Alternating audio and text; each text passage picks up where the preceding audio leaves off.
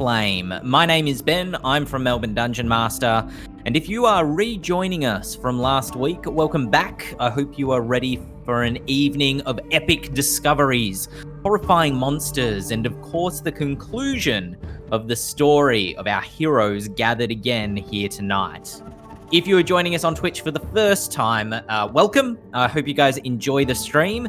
However, if you do wish to see the entire journey of our intrepid heroes from its very beginning, you can find our previous streams from the previous 2 weeks on the Arcanacon YouTube channel, or you can also probably still find them as the archived videos on the Twitch channel to find our previous sessions. So it is possible to go back and watch this whole epic adventure unfold from the beginning. I highly encourage you to do so, but I also welcome you to stick around with us now, and then those earlier adventures will act like a prequel. It'll be like the George Lucas cut of Vault of the Living Flame.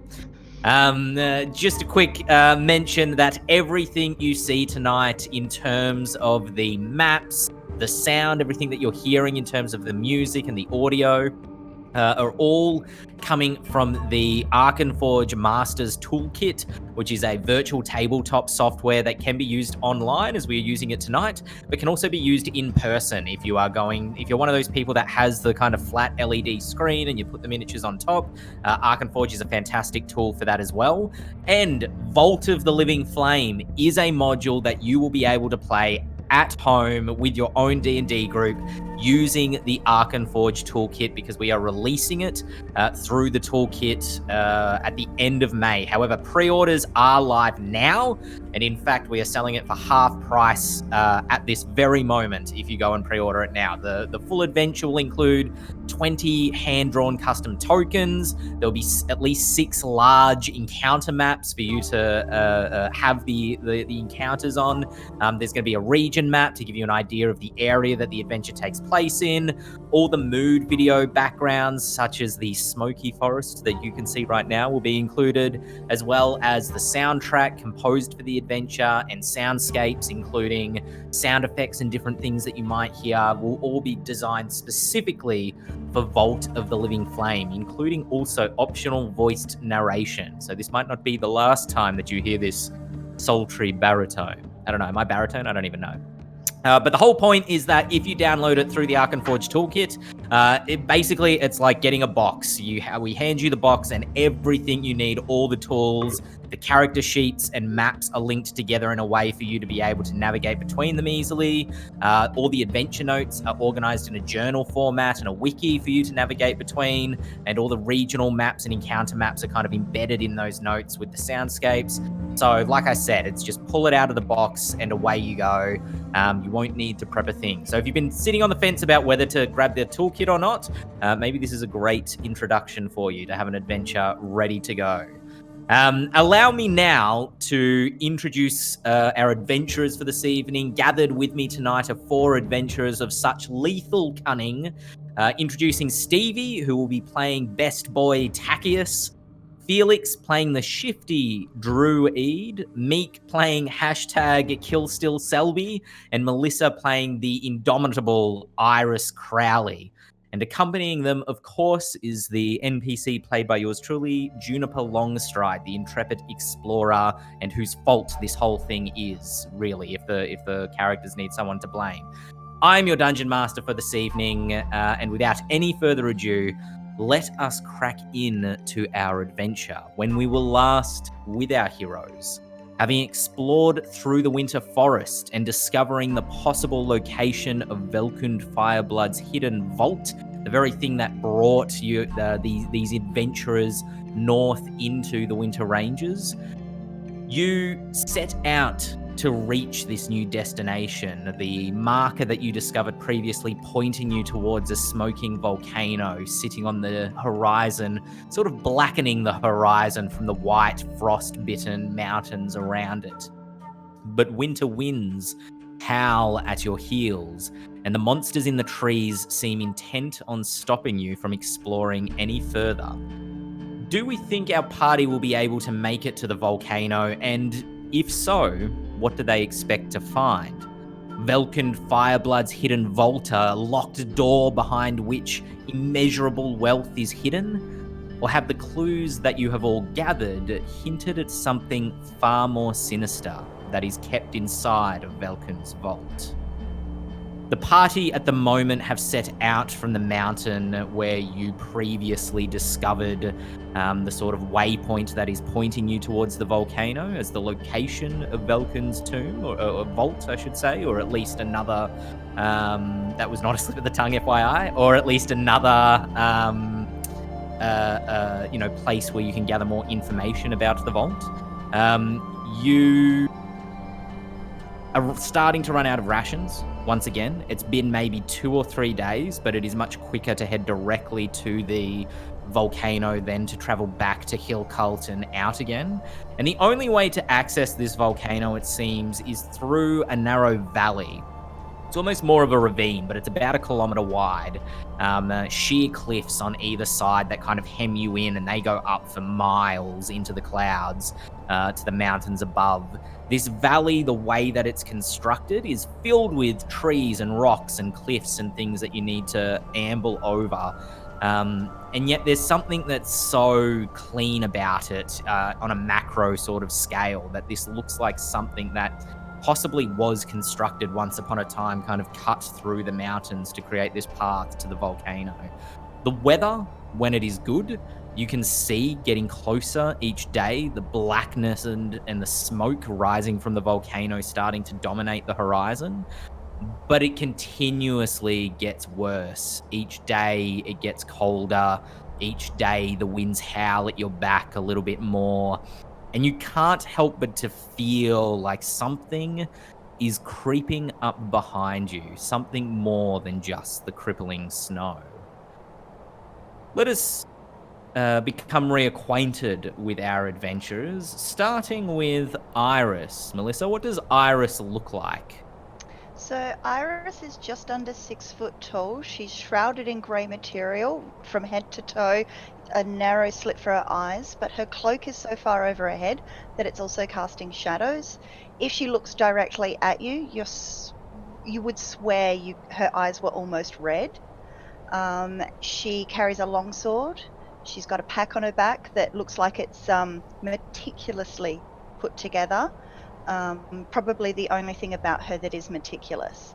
And she is trudging through the snow with a very determined look on her face, not because she's necessarily invested in the quest, but because there's gold at the end of this. She's going to get paid. So the gold, that is the promise of gold inside of Velkin's vault, is kind of what is driving Iris to get there? Or what Juniper said she'll pay me. I don't care. For sure. Do you think that Iris therefore at the front of the charge?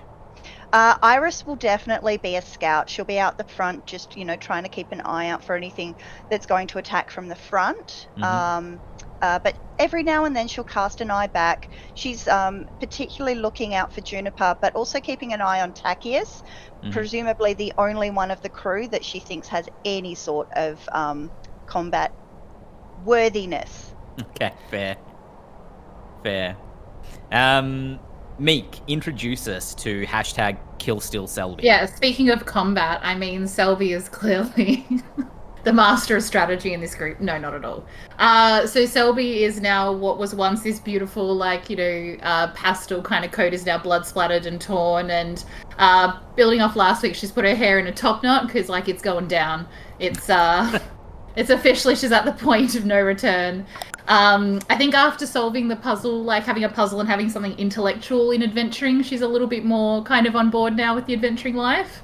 After having seen it's not all about brute strength and, actual magic. And was missing books so much that finally taught herself one of the spell scrolls after overnight, I guess, during a long rest. And has felt the light of some other power coursing through. Shine inside her. Yeah, exactly. Sure. What was already the eternal optimist has now become even more so filled with light.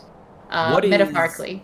What is driving Selby then to get to the volcano and discover the truth behind Velkin's vault? Is it the promise of more kind of puzzling and discovery, or is it more tangible than that? think it's still definitely looking for information and knowledge and hopefully proving that intellect can prevail. But also at this stage, it's kind of to the point of like the sooner she gets this done, the sooner she can get back to her nice, like, very nice house with her very nice clothes again. Gotcha. She's proven herself and then, can write a nice book about it. Accompanying both Iris and Selby is Druid. Our Druid, Felix, introduce us to Druid. Druid is a large, lanky furbolg.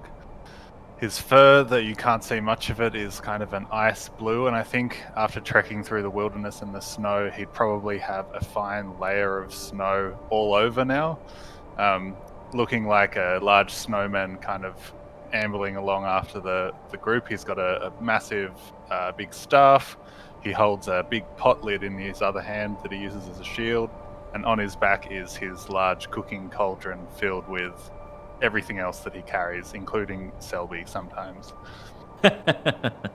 Druid is hanging out with his old friend Junie on this adventure, now more than ever kind of knowing that, like, feels that there's something larger going on here than just a simple treasure hunt, but was originally drawn with the lure of a very rare cooking ingredient said to be part of the stash of Velkun's treasures.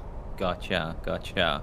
What is it that Druid is anxious about discovering in the vault when you say that this seems larger than just a mere treasure hunt? Some of the, like, religious kind of things we've come across, the things that were a bit myth, a bit kind of scary story to keep children in check, have now been witnessed by Druid, and he is unsettled, to say the least, to see that some of these darker parts of his learnings have been proven real so far. Okay, cool.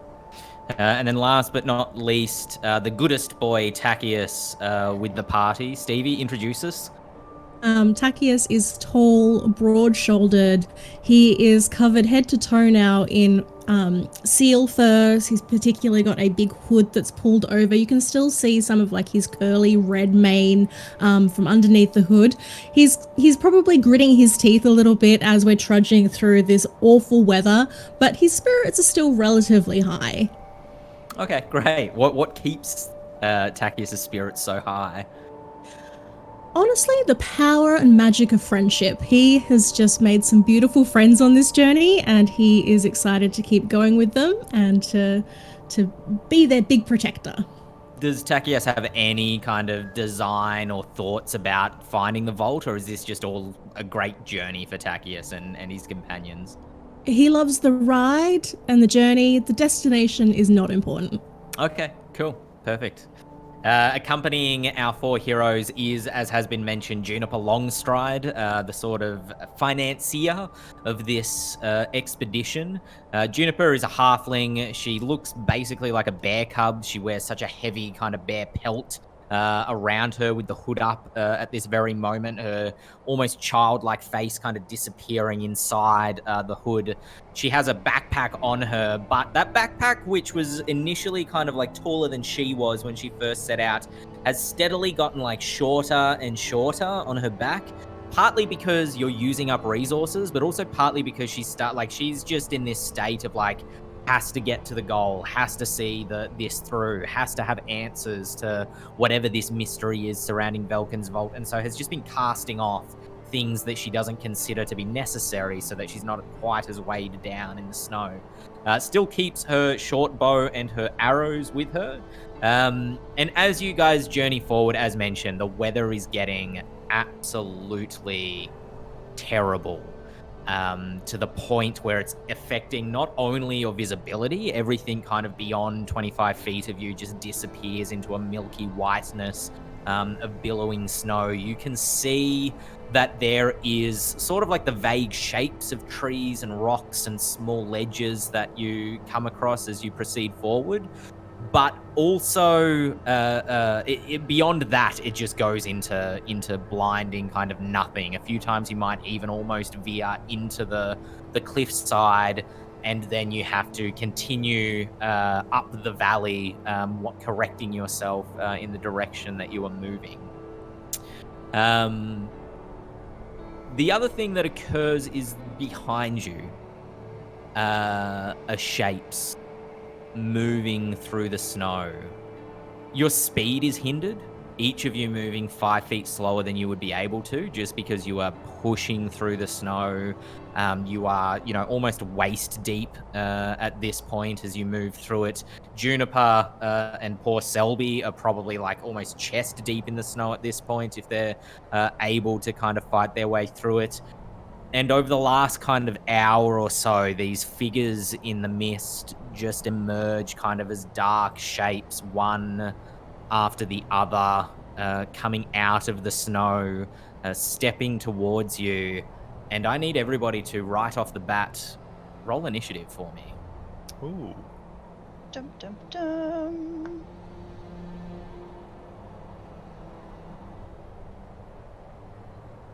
What would be the marching order for this? Am I hearing that Iris would still be up the front up until this point?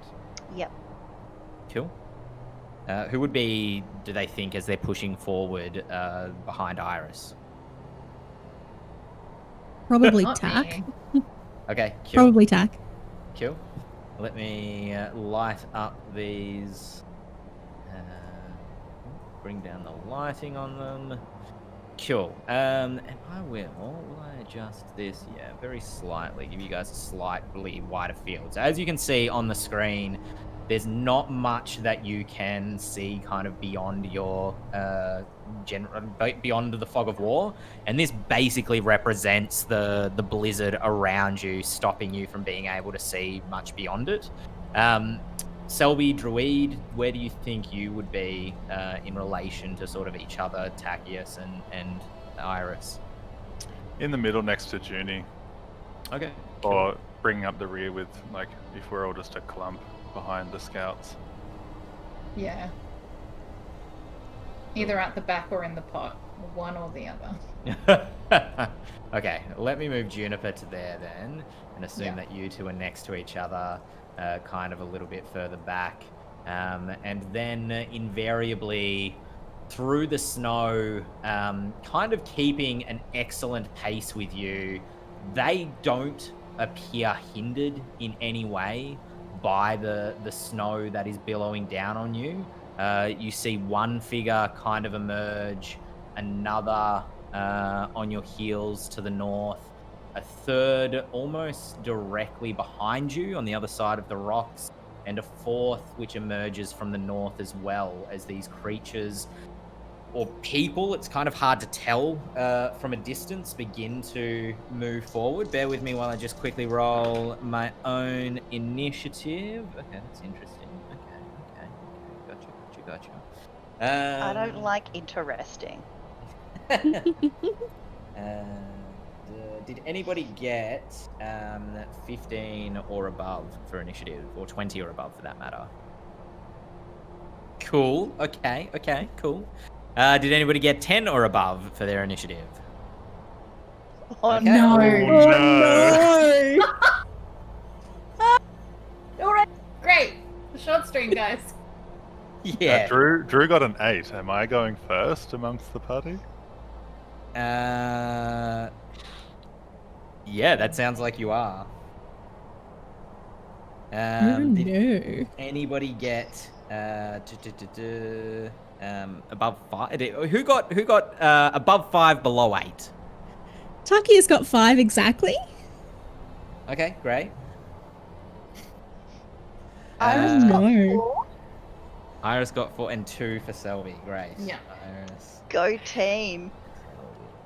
Perfect. All right. As you guys are struggling through the snow, you are struggling indeed, it seems, as these individuals stalk closer to you. As they emerge out of the snow, you can see that they are very tall for the most part. They appear kind of like Titans or Goliaths, but they look emaciated. Their ribs are incredibly visible. Their stomachs recessed back. You can see their hip bones are very protruded. They are still covered in some of their cultural tattoos as well, but they're not. They do wear clothing as well. You can see that they drag weapons through the snow or perhaps hold them in front of themselves. These look like old battle axes or war hammers or spears made with a flint rock kind of tip to it. And each of them on their head kind of shrouding their face in some way, whether it is wearing a literal sort of shroud made from leathers or material, perhaps it's an animal kind of skull that they've got that they're wearing as a mask, or a wooden mask that's created from twigs and sticks kind of held together, and then it kind of butterflies outwards. Emerging from within the snow and moving up to catch up, kind of charging out of nowhere with the rear of the party. The first one moving, they've already gone 5, 10, 15, 20 to there. A second one emerging from the top going 5, 10, 15, 20 to there. A third one going 5, 10, 15, 20. And then this guy struggling over the rocks going 10, 20, 25, 30 to get up to there. Kind of just surrounding you guys, appearing up out of the fog and the mist, and begin taking swings. The first swing being taken by the dude on the north side who's got this kind of like spiked club that he's using. Taking a swing at Druid. I actually don't have it noted down. Druid, what's your armor class? 13. Cool. Have I never taken a swing at you during this whole... You've hit me a couple of times. One time you hit me without asking me what my AC was. I probably rolled like a 16 or 17 on the dice. I was like, it's not that high. That first attack will hit as he strikes out with his club, smacking you in the back shoulder. Sorry, I've just realized that you're on the southern side, not the northern side. I'm going to change this to the person with the spear instead to keep this all kosher. That attack is going to do 7 points of piercing damage as that individual runs up and then just throws their spear kind of forward in their grip, piercing through the back of your armor. This one here with this great club that it's kind of dragging holds out a hand, and you can see that as it does, its fingers are blackened and kind of shriveled like frostbite, but you can see spreading from its palm is like rime, ice crystals that kind of almost spread down its hand as it reaches out for you, but will not hit as you manage to show it your shoulder perhaps, and it catches on the armor instead. Cannot manage to get a hold of you, although you feel an intense cold coming from that direction. The two on the north, the one with the club, or the hammer, I should say, is going to make an attack at Selby, which is not going to hit. Selby proving too quick for this particular creature. And then the other one that has the club on the direct north side reaches out towards Juniper, and again you can see its fingers blackened by the cold. That is not going to hit Juniper either, as Juniper manages to kind of stumble in the snow, duck away from it, and try to run forward. And run forward she does. On Juniper's turn, she disengages as an action, going 5, 10, 15, 20, getting to there, slowed by 5 feet from the storm. And kind of like, you know, she's not like abandoning you guys. She's not like, I'm out of here, see you. Kind of road runner out of there. But more like hand, looking over her shoulder, gesturing for you to follow her. Bringing us with initiative 8, I shall remind everyone, to Drew. Drew, what would you like to do for your first turn? So are any of these fools wearing anything metal that I can see? Not really, no. Maybe like some of their weapons would be metal, but not really anything that they're wearing, no. All right.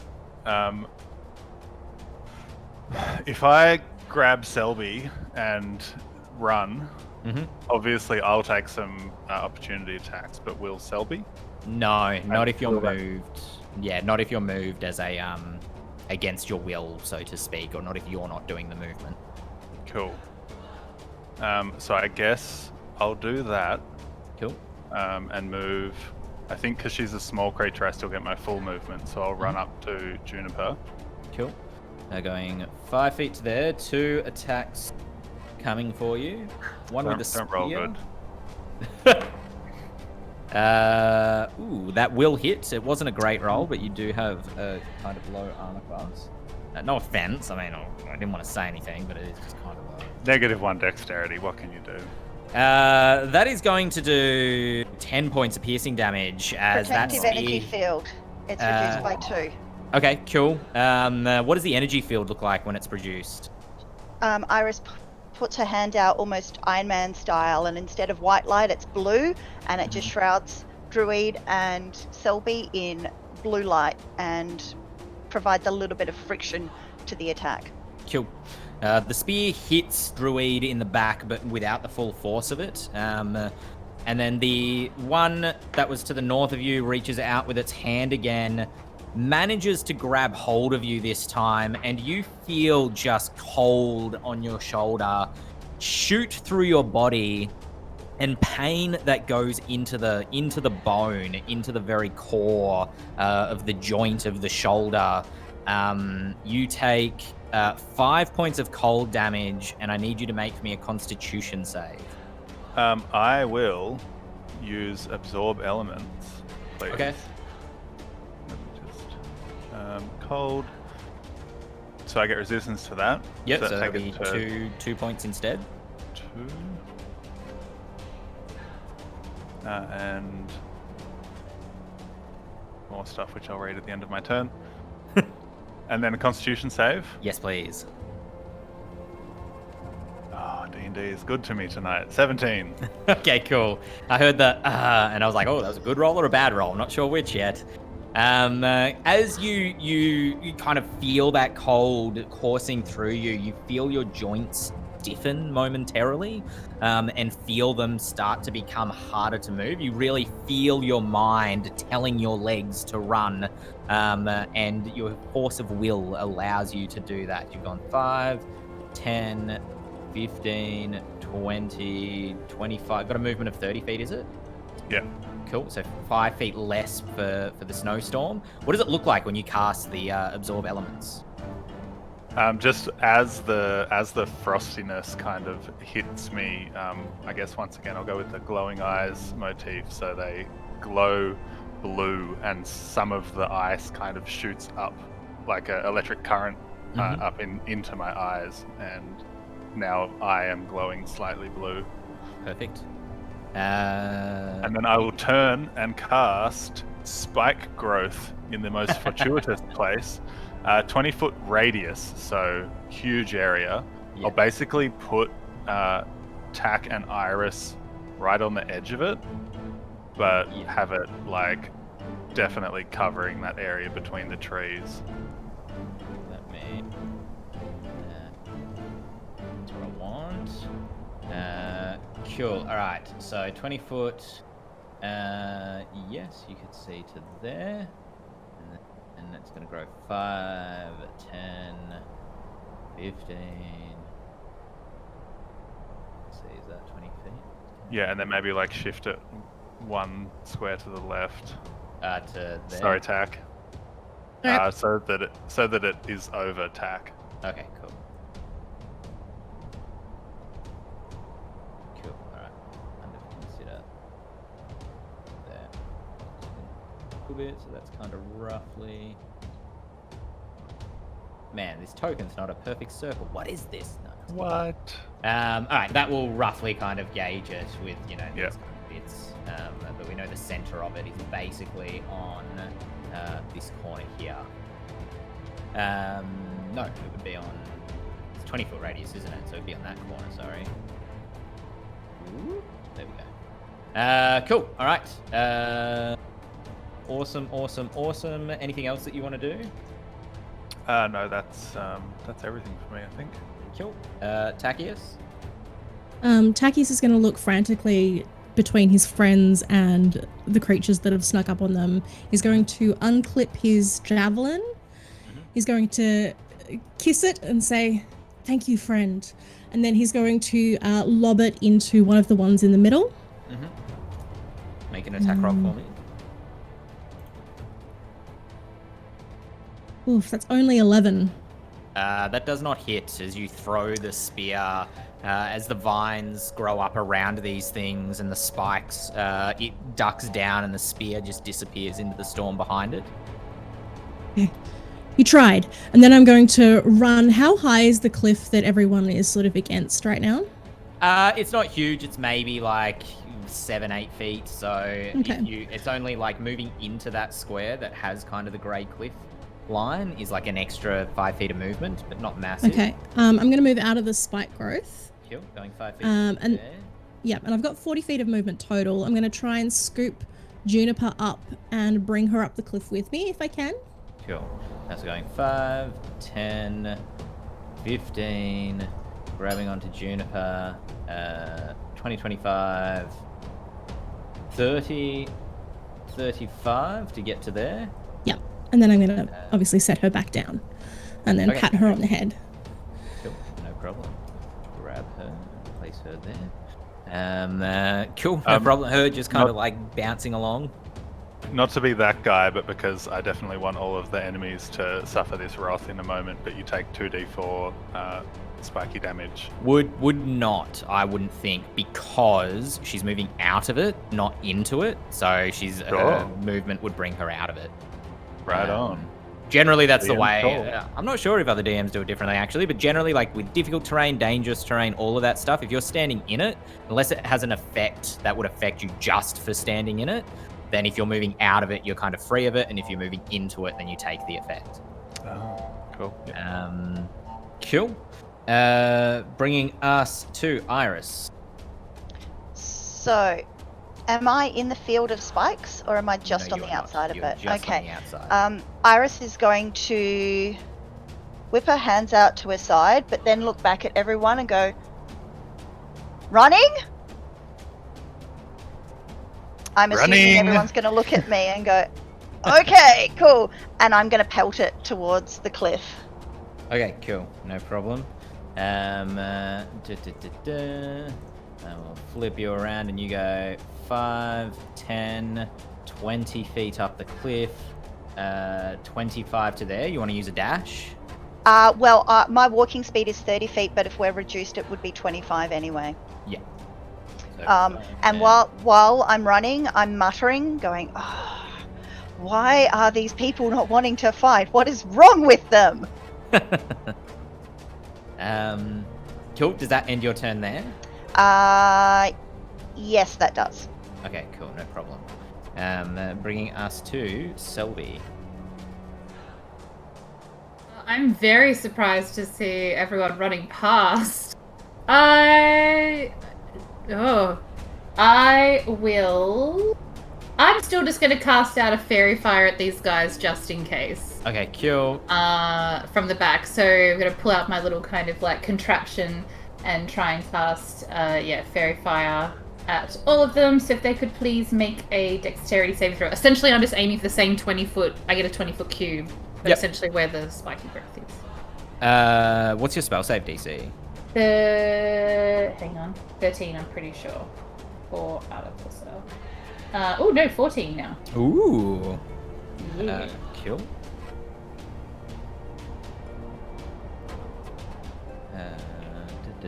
I was waiting for you to read me damage, and then I was like, oh, wait a minute.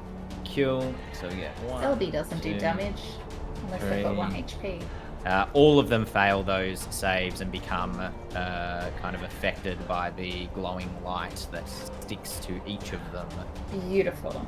So I'm just going to shout out to everyone. They're quite sparkly now, so if you would like to attack, it's possibly easy to spot them. Just saying, I'm happy to fight though, but you do you. And that's it. I'm just going to stay right next to Drew. Wherever Drew goes, I go. Okay, cool. As you retreat away from these guys to where you have retreated to, you hear off kind of like in the snowstorm, but approaching from the north of you, a horn that blows out.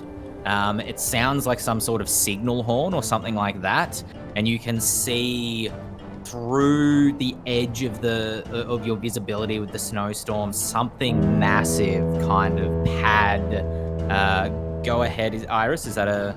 Does it sound the same as the horn that Drew and I heard when we were resting under the tree? It does, yes. Oh boy. And you can see this creature kind of emerges from the north side of you. Its head low to the ground as it kind of like sniffs around, but it has these massive antlers that rake upwards and around. It appears kind of like an elk, but the skin of its face is just basically all peeled away, leaving very little except for a skull perhaps, or kind of like shredded meat. You can see its eyes white inside its head, looking around. It throws its head kind of like a wolf or some sort of animal that's being restrained. You can see hair hangs from its long neck. And in its maw, its teeth are kind of sharpened. They are not kind of the sort of teeth that you would expect an elk to have. As it pads the ground, it has these claw-like hooves, or kind of cloven hooves that have extended into claws. And the musculature that runs up this thing is far more than an elk should have. You can see that its antlers appear to be broken in places, and that blood stains other parts of it. And as it kind of bellows at you and puts its head down, you see a rider sitting atop the back of it, holding onto a staff. This rider has a helmet with horns that rake backwards and has around its neck sort of like corded necklaces covered in animal bones. Its other hand holding onto that twisted horn. It kind of thrusts its spear forward, going for let's say Iris, actually, kind of being out on the cliff, which will not hit. Iris, what would you do to avoid a magical attack? I would probably look to where the hand or the staff was extending to and dodge away from that point, and just whisper to myself, probably very, very quietly so that no one else can hear it. Please, Mother, if anything ever meant anything to you, let it be now and help me. Cool. As you dart to the side, it's almost like a tunnel of cold air that billows around towards you. You leap to the side and it kind of billows past you. To the south of where you guys are currently standing, you see another one of these things emerge just on the edge of what you can see, and a sixth one over here as these things threaten to encircle you. Now for the fun bit, all the ones that are trapped up in the spike growth. So the first one is going to go... So it's difficult terrain. Yes, yep. Go for damage. So it's 2d4 per 5 feet, isn't it? Yeah. Cool. Go for damage on the first one. 4 damage. Cool. And then go again. 5 damage. Cool. We should bring it down to that. So it's gone 20 feet, 25, 30 as it runs up to you guys.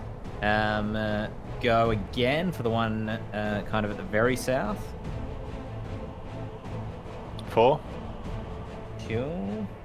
It's 20, and again. 4 again. Cool. And one more time as it just gets to the edge. 3. That one looking definitely torn apart, kind of significantly damaged. As you can see them getting torn by the spike growth, they don't bleed. They don't, they don't seem almost like bothered by it much. They kind of thrash their heads around a little bit as they strain against it. But their insides are kind of just grey and shriveled and cold.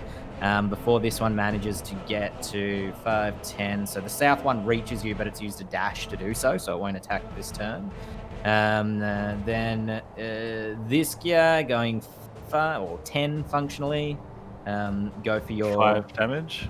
5 damage on to this one. Bring it down to that. Go again. Should I just roll 4d4 for the next 2? Yeah. That's a good idea. 15. Oh, 3 4s and a 3. Nice. Yeah, nice. We call that's- spike growth meat grinder in our house, so Yeah. It reshapes the battlefield. It is an amazing spell. So amazing, in fact, that one just becomes completely kind of caught up in this thing as it's trying to stumble forward. And then if you want to do for me another 6d4.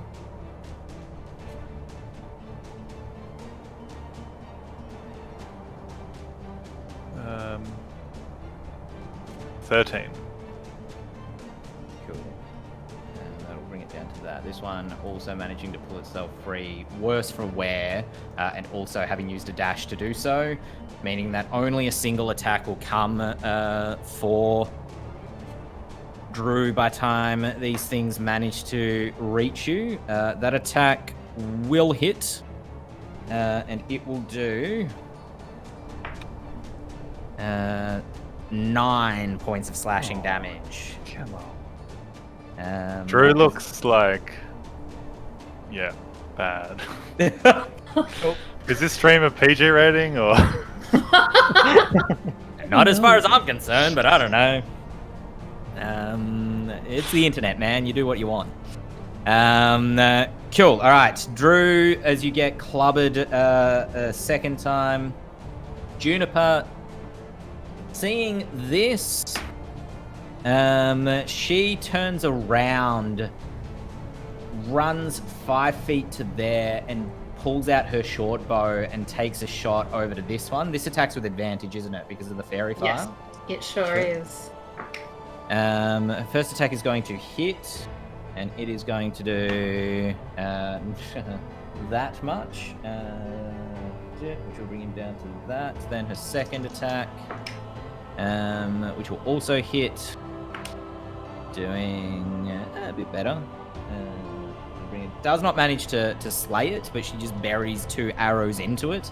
It takes the first one in the shoulder, second one almost in the same place. Kind of reminds you of Boromir a little bit, before she turns around and uses the rest of her movement to go. So she's on 5, 10, 15, and is basically... No, she's going to skip through the trees to get 20 to there. As she takes the 2 shots and then kind of shouts, "Come on!" And disappears off through the trees, bringing us to the world weary at the moment, Druid. Yeah. Well,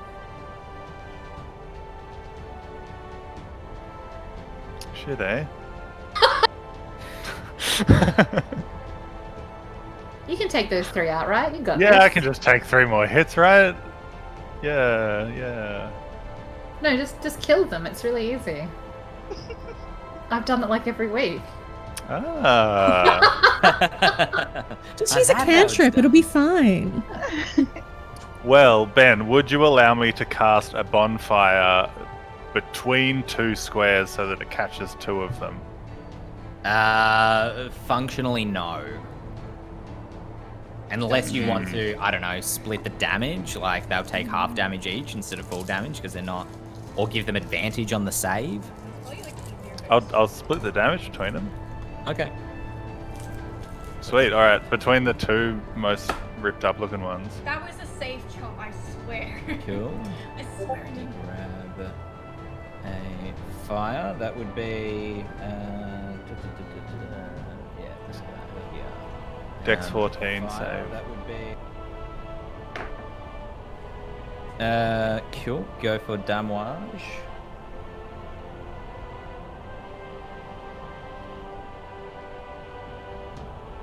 Uh, 5 damage. Ooh, big moves. Cool. Halving it between them as the fire kind of engulfs on either side of them. That does 2 points of damage. And Selby, you realize what a close window you had it rocked around to your turn as one of them catches fire. As the fire rakes up the side of it, it kind of thrashes around and then falls down into the snow. The second one, not as harmed.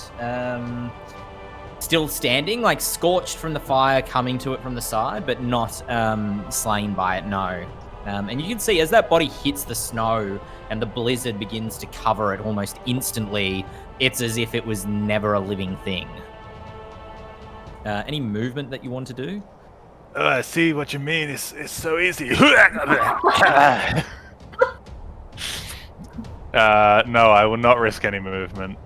Okay. Can I throw Selby up the bank? Oh no, I would use my action. You could move, like, you know, in terms of like the grapple rules, you could move Selby around to there, kind of putting her on the cliff if you want to.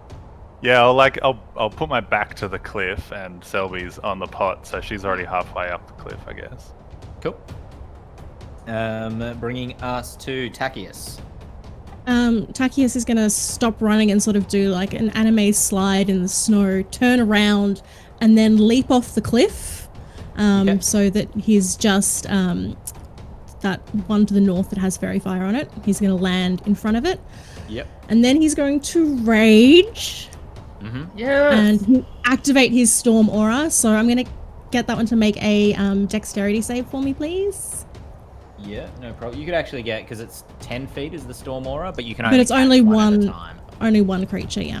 Gotcha. Let me just find my storm aura animation. There it is. Let's buff that out to full size, which is roughly that. Put it onto that layer. Make it just a little bit transparent. Perfect. And I will join you to it. Dex save. Correct. What's the DC? 14. Cool. Succeeds the save, but it's half damage if I'm not mistaken. It is half damage, so it takes 6, reduced down to 3. Cool. As it shocks it, this thing steps back from you as the lightning kind of runs through its body, but does not destroy it. I'm going to say, don't you go anywhere, and I'm going to hit it twice with my greatsword. Cool. Make an attack roll for me. The first is 17 to hit. That will hit. Go for damage. It takes 13 points of damage. Cool. How do you want to destroy it? As I'm saying, don't you go anywhere, the greatsword is just going to go down through its head, down, split partway down its body and sort of split it like a banana. Cool. Falls into 2 pieces apart. And I also have a second attack. Can I attack? Correct. Can I move in and attack the other one? Yeah, absolutely. I thought I had you connected with your storm aura. Give me a second. We could do it like this. Oh, there we go. Cool. Make your second attack roll. Not as good. That's only 14. 14 Oh, will I have still a- hit. But I also have advantage, don't I? Because of fairy do. fire. Yes. Okay. See if I get a natural 20. I didn't, but that was better. It was a 23 to hit. Cool. And that is 12 points of damage. Okay, cool. That has gotten rid of that one. Get rid of that one. As this one is also destroyed as you step forward, just kind of hacking your way through these things. Oh, thank you, attack. Anything else that you want to do on your turn? You've moved, what, 5, 10, 15, 20. You got 5 feet of movement left if you want to use it. I'm just going to position myself between Drew and the elk, because I can see that Drew is quite hurt. And that's what I'm going to do. Cool. Iris.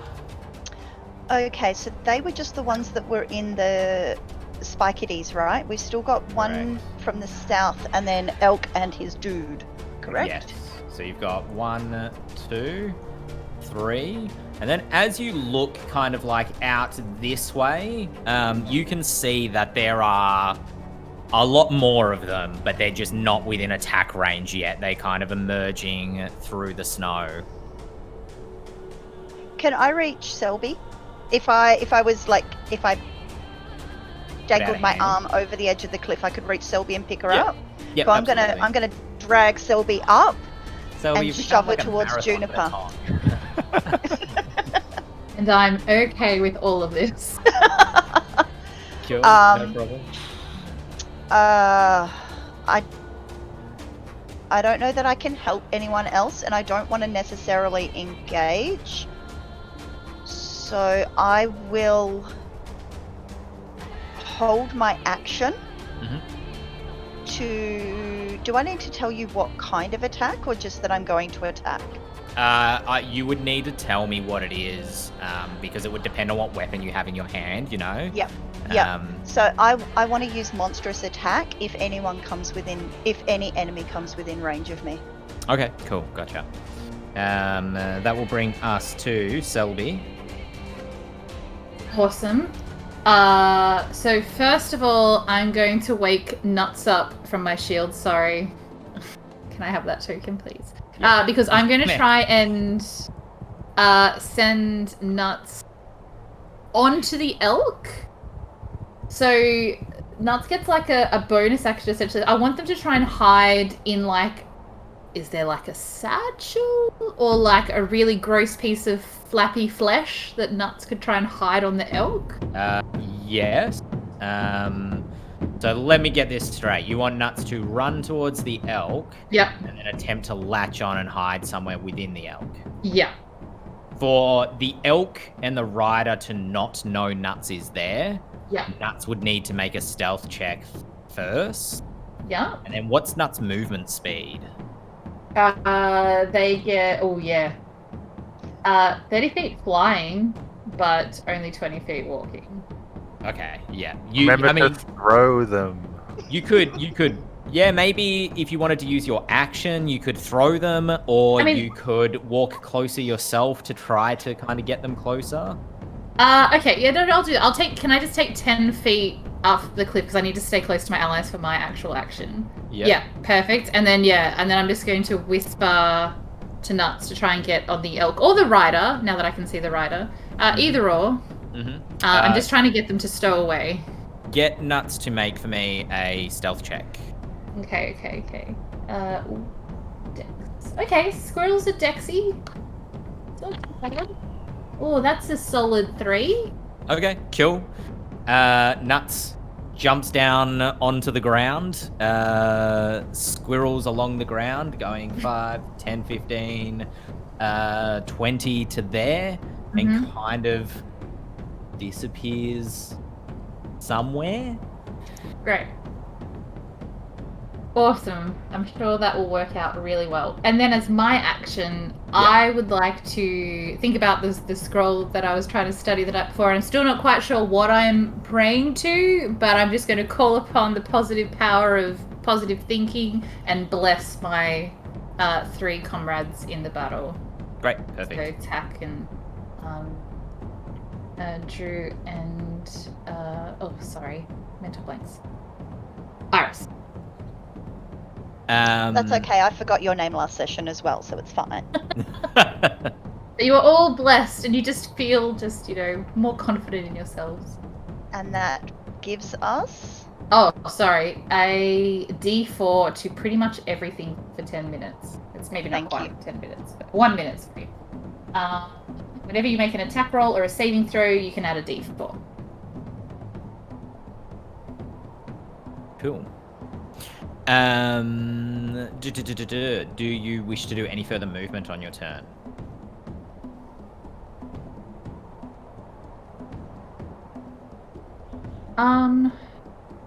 No. If I could just back 1 towards the cliff, just to kind of back in towards the cliff, that would be it, just for safety's sake. Yep.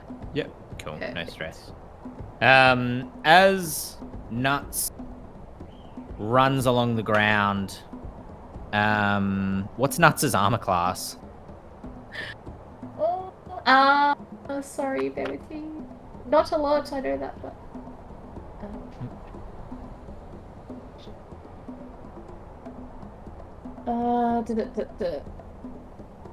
They have. Sorry, I have too many classes now. They have a armor class of 13. No, 12. Sorry. 12. Yeah. How much health does Nuts have? 7. As Nuts squirrels along the floor, dancing through the snow, and approaches the elk, the staff of this creature, the rider, just kind of smashes down on the ground, hits Nuts basically square on, and breaks them into pieces, breaks them asunder. And then the rider turns the elk and just kind of saunters forward. As he does so, brings up his horn, kind of blows it again, and you can see the figures kind of emerging from the snow. This one from the south goes 5, 10, 15, 20. Iris, you would have your readied attack action. Awesome. So my hands are going to thrust down to my sides. Mhm. My fingers are going to extend into these long, sharp spikes, and I am just going to go for it with 2 attacks. Cool. Make those attacks. 16 and 14 to hit. Both of those will hit. Go for damage. Cool. That is 6 and 5. Okay, cool. So 11 damage total. Cool. That will bring little dude to that. I am also going to arm one of those with a psionic strike. Yep. Which is one of those. Which is 3 force damage. Cool. I'm gonna action surge. It's not your turn, it's your reaction. Oh, okay, yep, to sorry. attack. Sorry. No, that's okay. Nevertheless, what does it look like when you psionic strike with the claws? So previously I did it with my sword and it was just my sword glowed blue, but now my hands are blue. Okay, cool. As you strike through this thing, it comes running out of the snow. You hit it twice, turns it kind of both times as slashes form across its chest, and it falls backwards into the snow and is slain. This one on the south, 5, 10, 15, 20, runs up to poor beleaguered Druid. Spears Druid, which will hit. It's like our dice kind of talk to each other. It's like, yeah, both of us. Let's just roll real high tonight. Doing 5 points of piercing damage.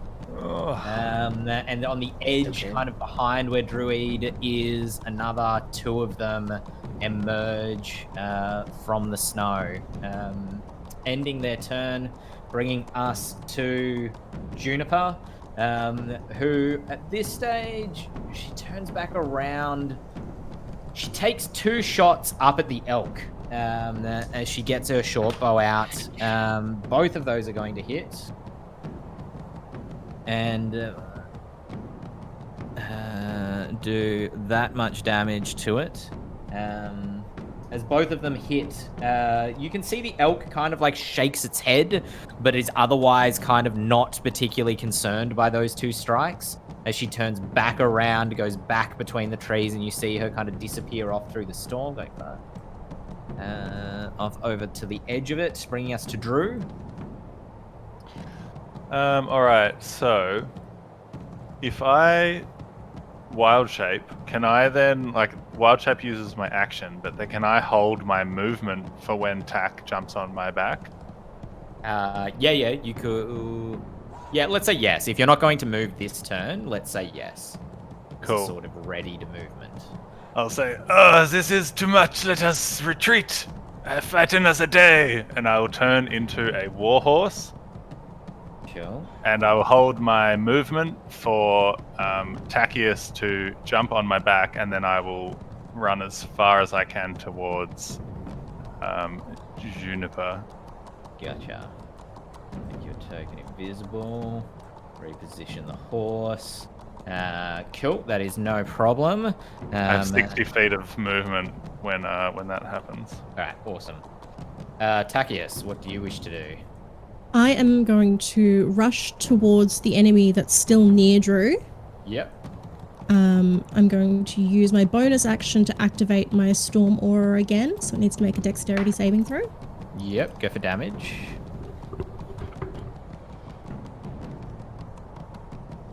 So that is only 2 that time.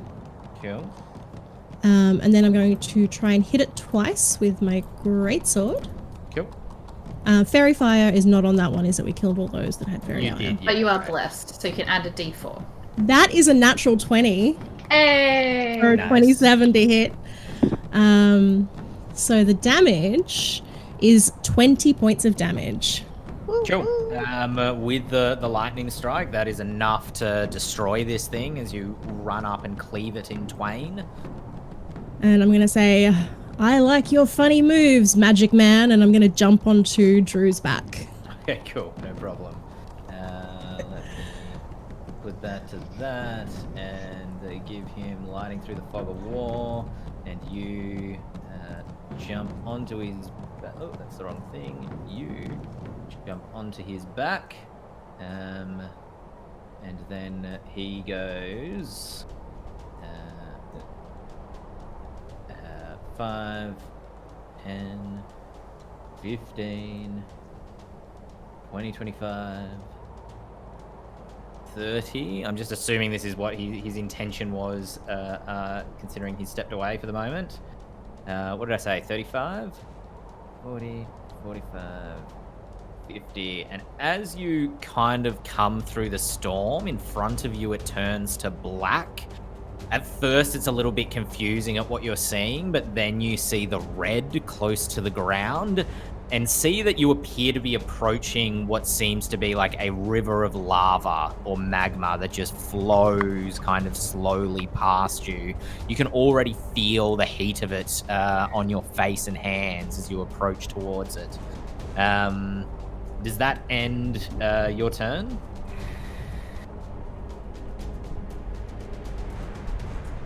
Bringing us to Iris.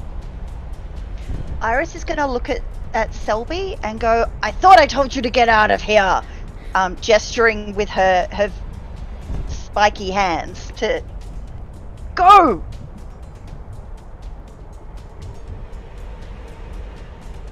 And then I am going to come around Selby to position myself in between her and the hideous elk form. Mm-hmm. We can still see shapes of others sort of on the edge, can't we? Yeah. You said correct. that there were a lot more. Yes. Yeah, I'm going to hold my action again and just scream at them to go. Okay. That will bring us to. What are you holding your action? Oh, to do? sorry. I'm holding monstrous action again. Yeah. Okay. Cool. That will bring. Sorry, monstrous attack. To Selby. Yeah. Selby is seeing absolute red and just mad fury right this second. She is going to, and especially does not enjoy being yelled at, but understands, and is going to, out of fury, just throw what have I got? Firebolts at the rider that took down Nuts. Kill. For a 17 to hit. That will hit. Okay. And still like scowling for 9 points of damage. Kill. As the fire, and it is not insignificant. Did you roll 2d10 or 1d10 as well? 2d10. Okay, cool. Just checking. As the fire hits this thing, rakes across its shoulder, and you can see it kind of like slightly knocked back in the saddle. It grimaces. You can see it does have these piercing blue eyes out from beneath its helmet, and the muscles of its very gaunt face kind of scrunch in anger. Great. And I yell out, it's impolite to break people's things when they're not yours. And then I'm going to immediately become terrified at that outburst and realize that I have in no way, shape, or form to stand up to that guy and run towards my comrades, please. You're going 5, 10. My 25 feet, 15, as far as I can go. 20. Cool. Getting to there in the snowstorm, which will bring us to Perfect. these creatures. The rider kind of turns the elk towards you. The elk paws at the ground, kind of like backs up slightly. You see him kind of like backing it, like pulling at the reins to pull it right away from you. And as he's pulling it, kind of like disappearing into the storm for a moment, you hear him whispering something. You just hear, and then the elk comes thundering forward out of the storm, antlers down towards you as it runs up onto Iris. Iris, you would have your attack if you wish to take it as a reaction. Yes, please. So that's 2 attacks. 15 and that 1 for 3. Cool. The 15 will hit. Cool. So that's 5 damage. Cool. And I'll psionic strike that one as well. Remember your bless. Yeah, that wouldn't have helped me. And that is 7 force damage to that one. Okay, cool. As it runs up towards you, you strike the head of this creature at the same time as its antlers contact you, doing...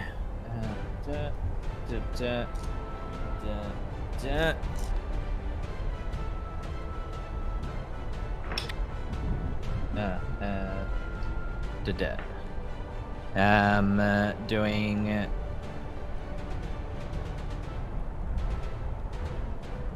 16 points of piercing damage. Can I protective field that? Yes, you can. No, you can't because you've used your reaction already to I make your have to, attack. yeah, as it's sorry. approached up. I'll remember one of these days. So 16 points of piercing 16. and 2 points of necrotic. I'm halved resistant to one. necrotic. Indeed. Thank you. The necrotic kind of, you can tell it's coming from a spell. I also need you to make for me a strength saving throw. Remember bless. Oh, I'm remembering. With how I'm rolling tonight, I'm remembering. Oh yeah, I'm remembering. So that's 12. Knocks you prone as the antlers contact you, knock you down into the Oh, snow. sorry, 14. But you spring right back up, kind of doing like a bit of a somersaulty thing. Sorry. That's okay. Again, moves. Yeah, exactly. It's great. Kill. That ends his turn there, but these guys go 5, 10, 15, 20, 25, and then go for a dash. 5, 10, 15, 20, 25, 30, kind of coming up on the heels of the others. This guy going 5, 10, 15, 20, 25, and then dash, 30, 35, 10, 15, 20, 25. Let's actually say there. Let's end it there with all that difficult terrain. We can't get much further.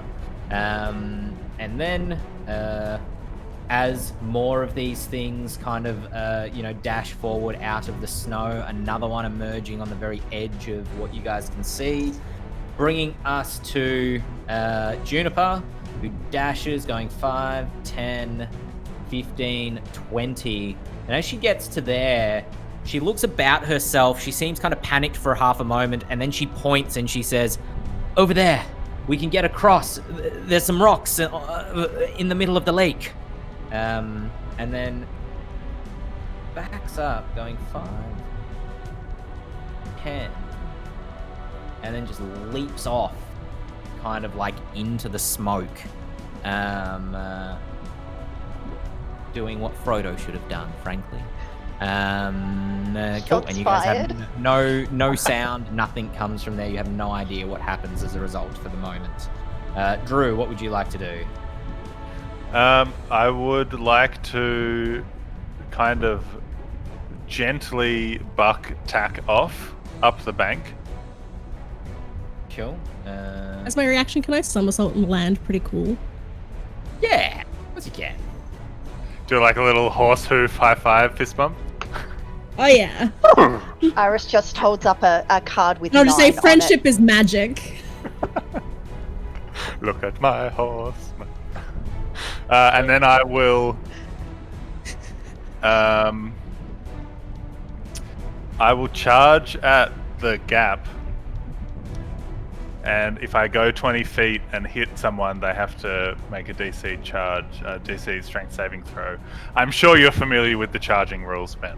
Cool. I'm gonna have you back up, kind of preparing yourself to charge one of these things down, and then go 5, 10, 15, 20.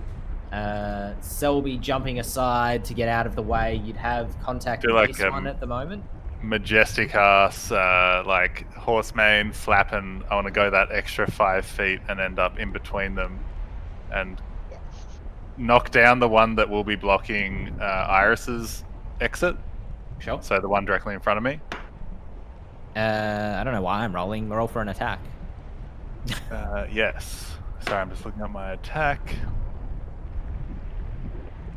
Hooves +6. All right.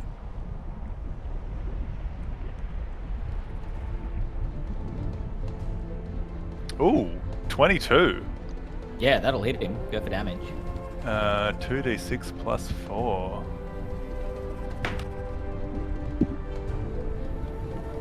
So that will be 13 damage. Cool. And then as a bonus attack, if he fails his strength save, I get another hoof attack. He does indeed fail the strength save as you run up and just kick this thing in the chest. It falls back into the snow. Yeah. All it took was for me to be a horse. Alright, so that was a 5, so 11 to hit when he's prone. Was that with advantage because he's prone? Yeah, I got a natty 1 on the other advantage hit. Did you roll your bless? I did not roll my bless. There's always something. Most DMs say that like, there's always something. So 14 total. Yes, that will 5, hit. 6, 3, yes. When I say other DMs, I actually mean me. I'm just projecting. You in other games, not on stream. Exactly. Yeah, exactly. When there's not an audience. 13 damage. Yeah, you stomp this thing into the snow. It is utterly destroyed by you running up on it. Which everyone knows what that means. And then I dash back another 20 feet towards the lava, hopefully triggering this guy's reaction and clearing the way for Iris. Cool. Yes, as you go to there, he will trigger his reaction. Is your AC as a horse higher than 15? No. Okay, then that will hit you. And it will do 7 points of bludgeoning damage as he smacks you with his hammer. Tachius, what would you like to do? Tachius is actually gonna run up, grab Selby, and put Selby onto Drew's back. Cool. Just passing her around once again. And Not then even taking her, just like, here, you deal with her. Just football run with her. Yeah. Kick So the that's like a baby. valuable party member, clearly. she is. She's incredibly valuable. She's and then basically princess, right? Tuck is gonna try and follow wherever Juniper went. Cool. So you've gone 5, 10, 15, 20. Actually, no, he's gonna run up towards the edge of the lava, have a look, and then sort of stay there as sort of like move slightly out of the way. Because he's gonna stay there and wait for everyone else to go past, and then he'll go after everyone else is gone. Cool. As you get to that point, you can see that Juniper's kind of like sitting on the other side of the rock. Well, not sitting, but standing You can see that she's like sweating where she's standing. It's obviously very, very kind of hot, and she's even like, pulling 1 foot off the stone, trying not to stand on the same spot at any one time. But So she's nevertheless, doing you the can beach see- run.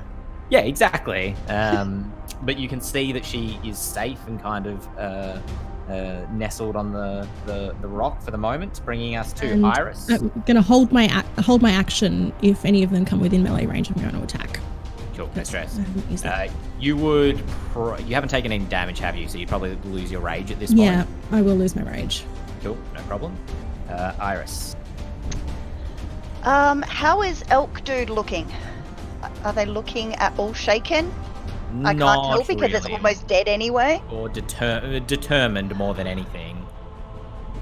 Yeah, I can't let things be on the battlefield and more determined than me. That's just not okay. But in seeing everyone fleeing, I'm going to assume that there's an exit route. And I am going to... come on, make a decision. Make a decision. I'm going to misstep to the other side of the tree. Ooh. Okay, cool. What I'll do, just because you need to be able to see where you can Misty Step to, Yep. I'm going to assume that you move kind of to here first. Yep. Yep. Oh, that'll get an attack of opportunity, won't it? Maybe Yeah, you don't well. want to do that. Nah, sod it. Pull the attack of opportunity. I'll take it. All right, that's brave. This thing reaches out, latches onto you with its jaw. That attack is going to hit, and it is going to do 10 points of piercing damage. I'll take it. But you are nevertheless able to tear yourself away from it, getting to that position there. And then what does it look like when you Misty Step? So I basically I've withdrawn my claws and I put my hands like this around me and I dissolve into a red mist, and then on the other side where I want to, from the ground up, I appear in a red mist. Cool. As there you appear, kind of stepping through space and time. And I just say, "Surprise, bitches, let's go!" Do you want to keep moving? You've still got your full movement speed. Aki's sort of like standing there ushering, like, this way, this way. Take your seats, please, ladies and gentlemen. I don't want to get in the way of the giant freaking horse because I've had too much of big creatures with 4 feet. So I'm just going to stand next to Tachius. Cool, gotcha. Up there, Yeah, you there. mean? Yep. Yeah, cool, no problem. As you run up to there, you've still got your action technically, as Misty Step's only a bonus. You could even use that to dash if you wanted to go and leap onto the other side with a dash. Yeah, sod it, let's do that. I'm Okay. done. I wanted to protect everyone. I'm just done. Kill as you dash over, get to there, bringing us to Selby. Oh man. Alright. I am going to, as a last ditch thing before we go, I'm going to cast Sleep at the one I can see directly behind me and the guy I really strongly dislike right now on the elk. So there's 34 hit points of sleep health. So yeah, essentially I have 34 points, and so if any of them are less than 34 points, they should fall asleep, and then if like and then it goes down. Yep. This guy here definitely I never usually kind take of, this spell because it's too wordy, and I thought I'd challenge myself. falls down into the snow. As he kind of struggles forward, it's not even so much that he like lies down and puffs up a bit of ice and kind of sits down, as much as he just like collapses forward and just face plants face first into the snow and is sprawled there. Amazing. Perfect. And then I'm just going to just hold on to Horse Drew and get ready for what I know is coming, which is going to be freaking horrible. But yeah. Yep. With that one asleep, the elk kind of appears in the gap between the trees, looks through, the trees, kind of like the fallen branches and whatnot, almost like framing this individual as he holds out his staff for a second time. This coming for Tachius, which will hit on Tachius's armor class, doing 8 points of cold damage as a cold breeze kind of blows across the ground, creating a cylinder of air, hits you, and you feel kind of your heart beating in your chest for a few moments. It's like the wind's knocked out of you, like you've been dunked into cold water, but no other effect other than that.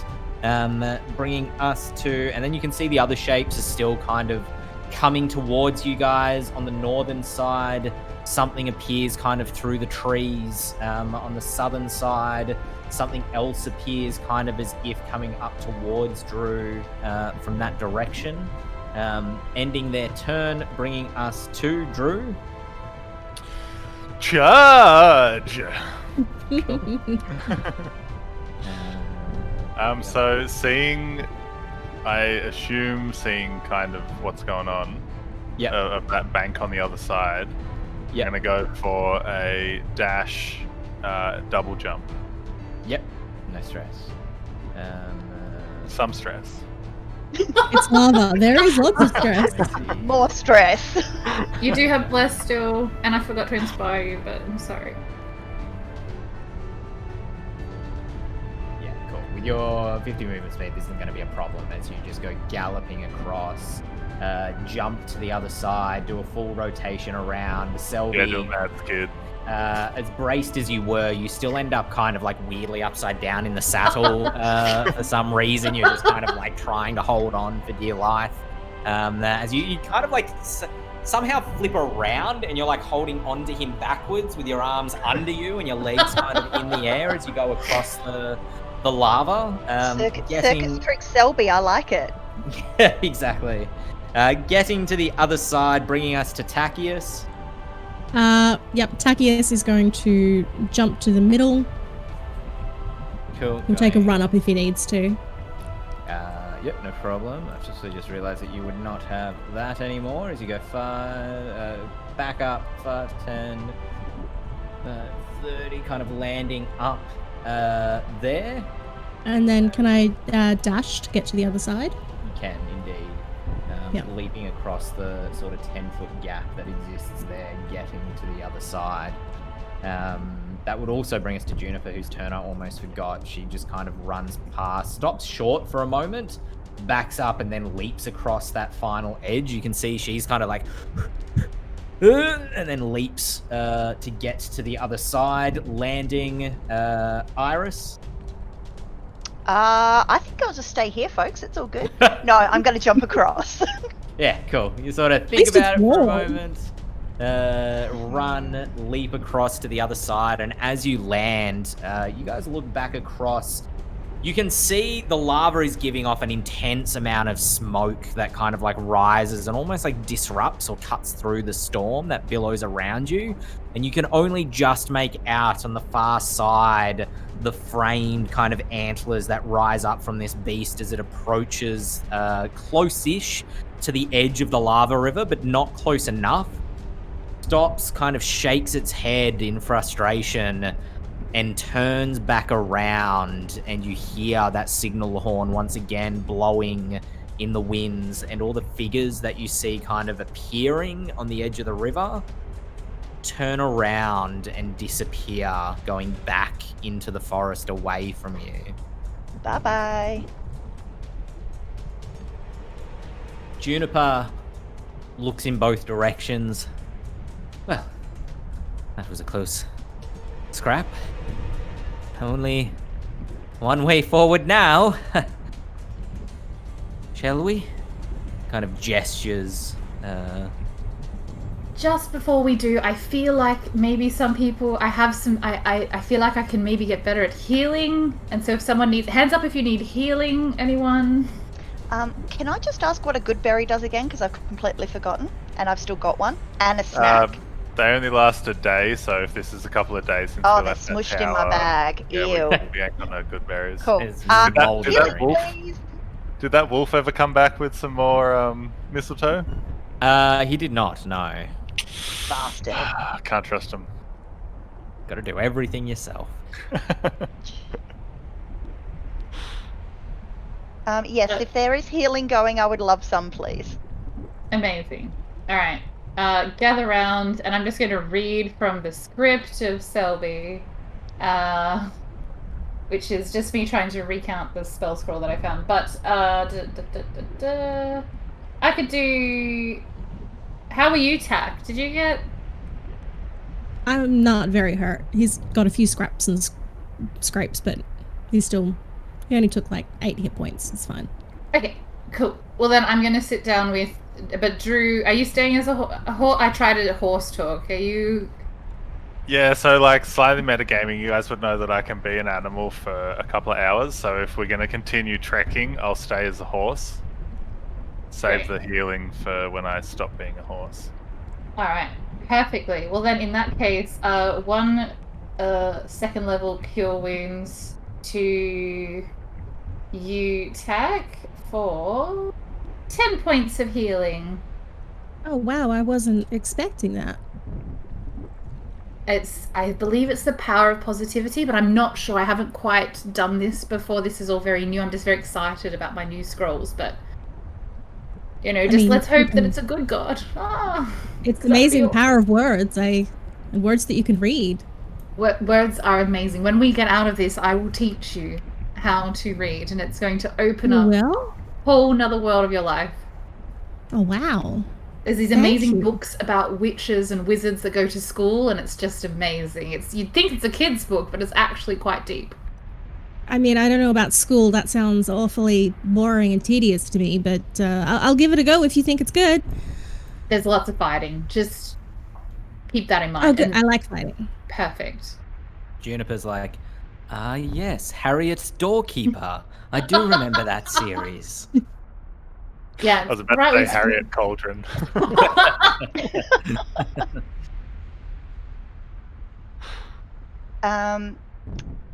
Sorry, was that me as well, or was it just Tacky? Did you need some? Oh, yeah. First time healing. Look at Tackius, couple of scrapes. A couple of scrapes. My arm is hanging off. It's more fun, whatever. I'm just so focused on one task. Like, oh yeah, Iris of course. Is there going, it's fine. Sure. No, that's fine. No, I meant to do that. It's totally not because you yelled at me earlier. I'm so sorry. This time 13 points of healing to you. See, I made up for it. I was just warming up. She takes it all back. You're an okay person. You still suck, but you're okay. Thank you. We have different compliments where I come from, but I appreciate it. She's more than okay. She is a core member of this team. She's a unique snowflake, just like every other one of you. I also think she might have more kills than me, so you know what? She's pretty great. Okay. I write that down in my little positivity journals, like my gratitude for the day. Tafia said that I was great. As you guys discuss among yourselves, you kind of like turn and note that Juniper's already kind of like wandered off between the trees. She's sort of pulling at the bit to move forward, almost like a woman possessed. She moves. The storm around you also begins to quieten within the next kind of 10, 20 minutes. It's kind of weird. It's almost spooky. The place gets very quiet. But as you proceed through the trees, the volcano rises like a monolith from the surrounding landscape ahead of you. The snow thins on the ground until it recedes entirely, exposing jagged black rock beneath, and the air becomes dry, and slowly drifting snowflakes are replaced with embers and ashes. pillars of smoke rise from gouges in the mountainside and paints the sky above in deep oranges and blacks as you look up. It truly dwarfs you in size, even as a large horse. You appear very small in this kind of valley entrance up to the volcano.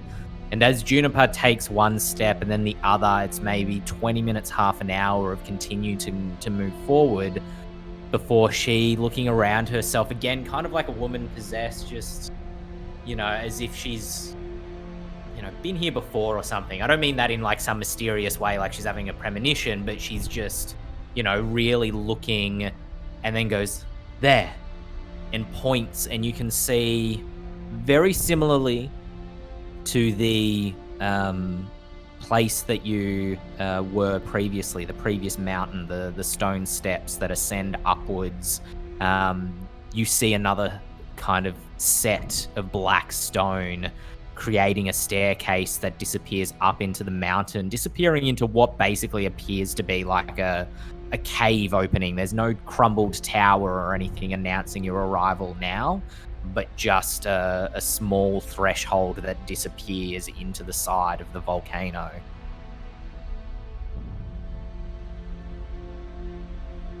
What do you wish to do?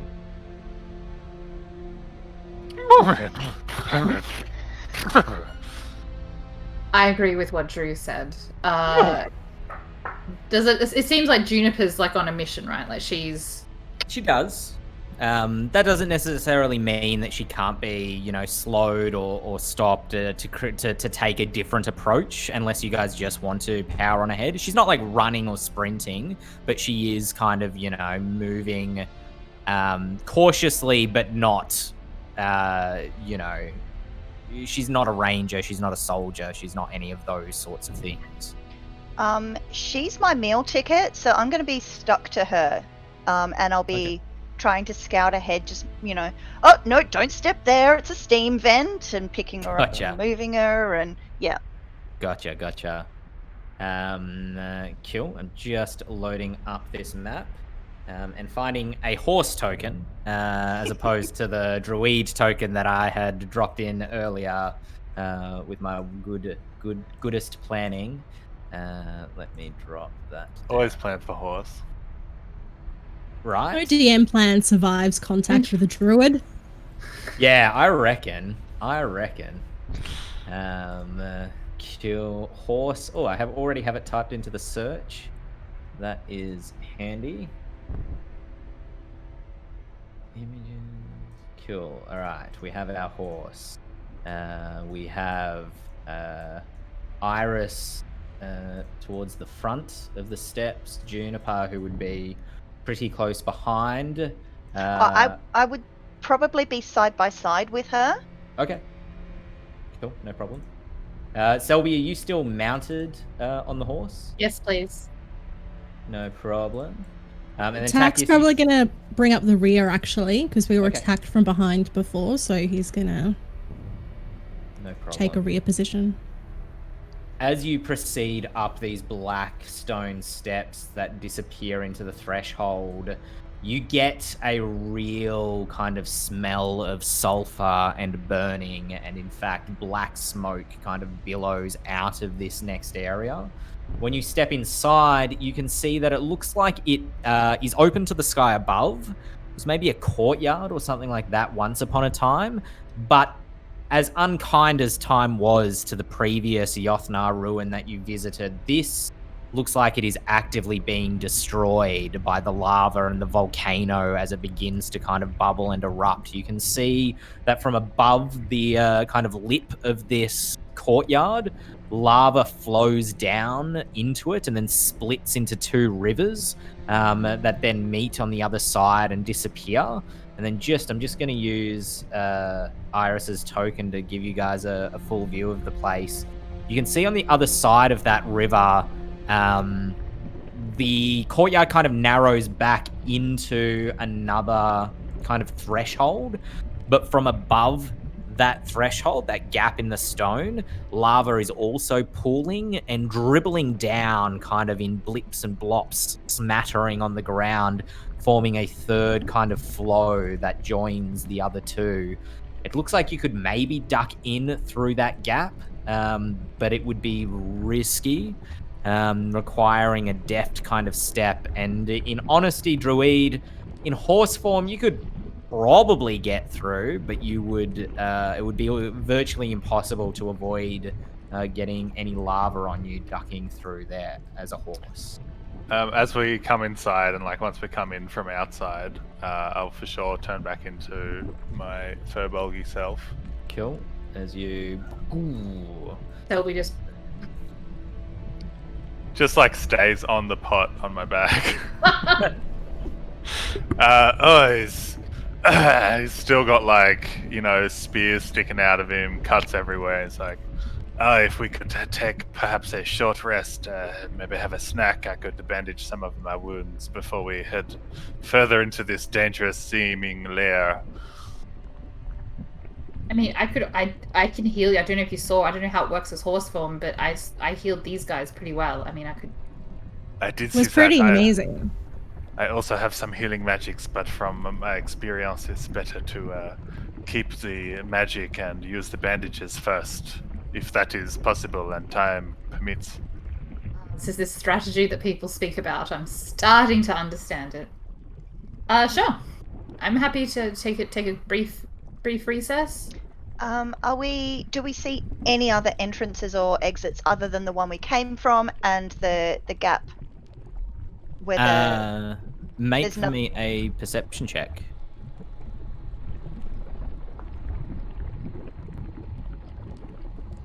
the 14. Okay, cool. You do actually spot another possible entrance. Possibly, you know, jumping across these lava flows is not difficult for you guys, as they are. They're slow moving and not very wide. As you come over to here, kind of having a look around, you can see that these rocks here look like they could kind of be clambered over. They look like they've fallen down into this area. And you can see above them, kind of on the side of the mountain, maybe 10 feet above, maybe 20 feet above, is kind of like where smoke is billowing out of a vent. The gap looks like it, you know, with the amount of black smoke coming out, it looks like it could be big enough for you to possibly climb up and then slide down into that vent. But the smoke itself could be dangerous, or you don't know what's causing that smoke to come out. Your best guess, probably lava. So it's risky, but you kind of consider the options between the devil you know, with the lava dripping down over that entrance, and the devil you don't, as what's at the bottom of that smoke pit. Cool. I'll return to the rest of the group and go, I think it's safe to take a short rest here. I don't think whatever attacked us before, she spits on the ground, is going to come and get us again. We can probably rest for a little bit if you want to patch up your wounds. Absolutely. Take for me a short rest. I also have, before stream, I rolled my potion of the day type sitcho, and I have a flight potion, which gives someone 10 feet of fly movement for 10 minutes. So I don't know if someone wants to have a, like, fly up and try and see over that maybe better. It's also experimental. Don't actually know if it'll work. But... Just come crashing back down. Possibly.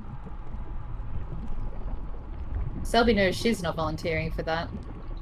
I just make the potions.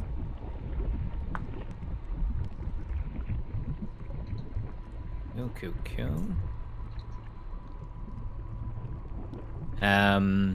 Once you have completed your short rest, what would you like to do from there?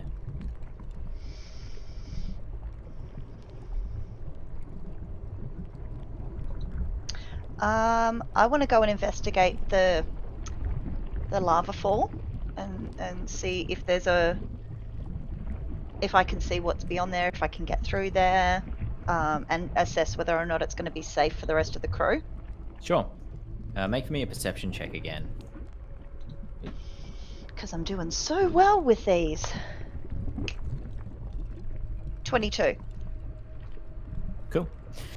As this lava flow dribbles down, it would definitely be dangerous to skip between the heat, even just from the lava. There, it covers the entrance on the ground in a way that you can't step through. You've kind of got to pick your moment, like when there's like a skipping rope thing going on, and they do the hand thing where they're like, "All right, I got to get ready," and then jump through. But you think that there is a high risk that even dexterously darting through, you might take some level of heat damage from the dripping down lava, but it's about mitigating damage. But if somebody was to be clumsy and kind of fall, it could be disastrous. But all of that being said, it doesn't look like it would be too difficult to do. It's not a high DC. It's not a high DC. That's what I'm trying to say. It's not a high DC. Inside, though, you can see that lava does not continue inside. It is definitely dripping down from above the entrance. And inside, you see darkness. It's kind of hard with the glare of the lava to really, even with your dark vision, to really be able to see past it. It is difficult, but it looks like an open chamber. Once again, kind of hexagonal shaped, like much of the Yothnar ruins tend to be. Possibly another entrance chamber or some sort of storage chamber. You know, something similar to where you found. Like the elevator chamber is kind of what it reminds you of in basic kind of shape and design from what you can see in there. I'm just going to yell back at everyone. I think this is where we need to go, folks. Juniper, does this look right to you? She, almost rubs her hands together and nods and says, I think that would be... it looks like our way in, yes. So sus. Does it look like... She licks her lips, she looks from side to side, she licks her eyes with her tongue. Snatches a fly out of the air. Yeah, exactly. Does it look like Drew could use mold earth to perhaps make this lava jump slightly easier for his undexterous self to scramble over? Not really. Because, correct me if I'm wrong, mold earth doesn't really affect worked stone.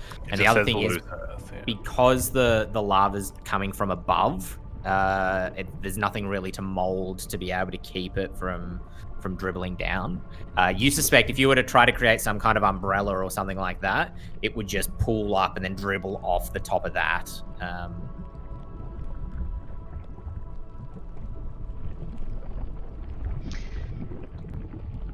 Well, let us roll the dice, as they say. Figuratively speaking, of course. Literally metaphorical. All right, let us start. I'm assuming, Iris, you want to take the lead and jump through first? Yeah. Scout ahead. Okay, make for me a dexterity check. Don't mess with me, dice. Don't do it. You messed with me. Cool. That's a 6. Okay, cool. You leap through to the other side, and as you do, quite a large kind of glob of this stuff falls down, hits you on the shoulder. Turn your shoulder away, maybe detach your cloak. As it burns through, you take 10 points of fire damage as you feel it kind of scorch your shoulder, but nevertheless get through to the other side into this next room. Before we take a look at what's in there, who would like to go next? Okay, well, having heard what happened to Iris, I'm going to quickly just tap Tack and Drew and be like, I really believe in you, you're excellent people, and I'm sure you won't get burnt like she did, and you're going to get bardic inspiration. Oh, I see what's happening here. I see. I say very quietly. Hush tones. Sing a very quiet song. Yeah. So you guys have inspiration. Okay. Juniper jumps through, takes fire damage as well. It kind of burns and scorches her as she gets through to the other side. I'll go next. Yep. Make for me a dex check. 1. No, natural 1. 2 -1. Jeez. Where's Dirty the 1? roads? Clean 1? I don't know what you call that. You take 11 points of fire damage as you manage to get to the other side. Awesome. Dirty one. Drew will hold his cooking pot lid above himself as he jumps through. Okay. Make a dexterity check. Add a d4 to it. Plus, if you want to use the inspiration. D6 inspiration? Yes. Yeah. I do want to use an inspiration. That's for a total of 10. I rolled a 3 on the first roll. You take 11 points of fire damage as it kind of Alright, rolls off the pot. And I'm not convinced that you guys aren't just walking through this thing. You're not just... I'll use absorb elements again. Okay, Just cool. That'll 5 or 6. that'll make it 6. Oh, sorry, no, it'll make it 5. It was 11. My bad. And then Like on Takius? my shield, and then I'm like, "Ooh," and it drifts right into my eye. I'm like, "Ooh!" Cast a spell. So just to be clear, this is a dexterity check, not a saving throw, right? You could go with advantage with your danger sense. Alrighty. That is a natural 20, Nice. That's where our good roll went. apparently. Oh, so that is how you do it. You should have gone first. Kind of emerge out. All 4 of your companions are like, nursing burns, and you're just like, what? It's hard. Emerging into this new chamber, and as you kind of like nursing your burns, turn around to consider this place. This chamber, I'll move you guys close to the center just so you can see the whole thing, is a real clash of elements. To the east, to your left-hand side, you can see that there is kind of a puddle of water on the ground, which is large enough to be a shallow pond. Not so deep that, pardon me, Selby or Juniper could not move through it, but you can see that that water seeps down from a block of ice, which completely blocks the passage at the top of a set of stairs.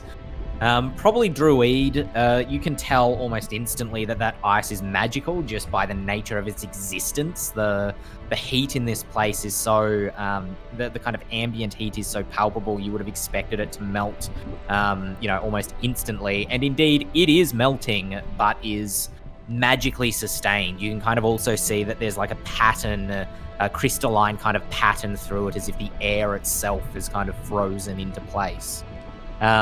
You can see on your right-hand side another tunnel where black smoke just billows out of quite thickly, goes to the roof of the chamber, and there it just kind of sits and hangs above you, this whole room shrouded in a hazy mist. And then directly north of you, to the north of the chamber, stairs go downwards towards a door. This door instantly catches Juniper's interest as she steps into this chamber. You can see that the door is made up of concentric circles, much like the ones that you saw on the ground on the observation platform that led you here. However, these circles are not kind of scrawled with what looks like would become an image, but instead giant runes that kind of go around the outside of each circle. As Juniper approaches, she begins to kind of crack out her notebook and note these down. And you can also see that the door is kind of split into 3 kind of sections all the way into the center of the circles. What do you wish to do or inspect? I would like to have a look at those runes and see, do they look like, because I've got comprehend languages, do they look like they're, I guess, do they look like more of a cipher or look like more of a language, I guess? Language.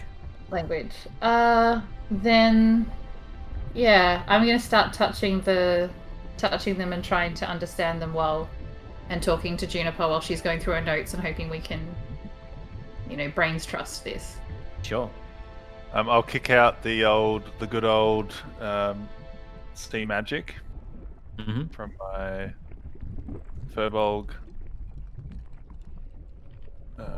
ness. Detect magic first level, so wipe my eyes over my face, they start to glow pink, and I'll just go and look at the ice first, obviously, because it was clearly magical.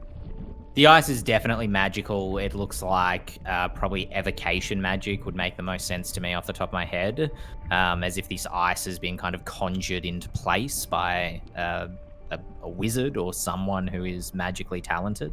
Seeing that it's melting constantly, does it seem like there's some sort of like core or node of magic that is continually forming this ice, or is it just like one massive block of ice that's not melting fast enough? The latter, one massive block of ice that looks like, give it a while, it'll eventually melt. But maybe it was so cold to begin with when it was first formed. That's why it's taking a little while. It doesn't look like something is creating the ice at this very moment, no. Is it like something has made this ice recently and it's slowly melting, or it's been here for a long time and it's very slowly melting? Hard to put a specific time frame on it, but you think more it's not like an ancient block of ice. You don't think that's been here for ages. You think that somebody, at the rate that it's melting, you think, actually roll an investigation check for me to see if you can kind of really narrow it down for yourself. Oh. Is the B a 20 on the D&D Beyond? Yes, it is. 15. Okay. You don't think a wizard would have done this, or at least not someone who's educated in magic. Someone probably more like yourself who kind of has magic, has developed magical gifts in the wild and kind of tapped into nature, because this block of ice is kind of chaotic in those kind of crystalline patterns through it. You think that the block, judging by the rate at which it is melting, is probably been there for a few days. But you can also see in it, almost like layers, like the concentric rings of a tree or something like that, as if it's melted down and then been refrozen again and then melted down to a point and then been refrozen again, creating these kind of staggered stages of it throughout it, where the patterns kind of shift and change suddenly. I head to the north and say to the group, I think there is a magic user within this complex. Selby, as you consider these runes on the concentric stones, this is what it looks like. And you can see that basically it appears to be kind of a series of phrases. The first on the outer edge, turn back and seek not. And then you can see there's kind of a dividing line. The next one, gold beyond, compare. And then kind of going inwards towards the center, it's like it almost creates verse. Turn back and seek not those that act in greed, seeking to become recompense again. It's like it doesn't make sense. Is it a poem? Is it a password? What is it? Selby's freaking she cracks her knuckles and just cracks out a notebook and sits. Does she sharpen and just starts furiously, furiously, brow furrowed, she's in the zone. For the record, as a dungeon master, I don't mind if players, even if you think your character's not smart enough to engage in the puzzle, if you want to, please feel free to. Cool. Iris is dumb as, but I will pitch in. Sure. Druid will Come be on, helping. we all know that was directed at Tuck. Come on. It's all right, I Tuck. wasn't going to say anything. Say, Tuxi, this is what we say when we will teach you to read. These are the symbols that you will be able to make sense of. Sorry, DM. The one on the bottom right in the is that naught but living flame? Correct. As in 0, naught? Yes, cool. Correct. And do we have a copy of that song that Juniper's been singing for the last month that we've totally memorized? You would have kind of had that at least vaguely memorized. That song. None of that seems. No, not really. Unless the DM has unintentionally put it in there. But as you guys consider this, you don't think so. There's no mention of Velkund or a vault or anything like that. Okay, so metagaming. Yes. Stevie, not Takia's talking. To the group, is it turn back and seek not what's behind this door? So if we turn that second ring around one. Let me check Turn those them. other bits. Gold beyond compare those that act in greed. That Or kind of only goes. death awaits that which lies within. Yeah, that kind of all fits. Yep.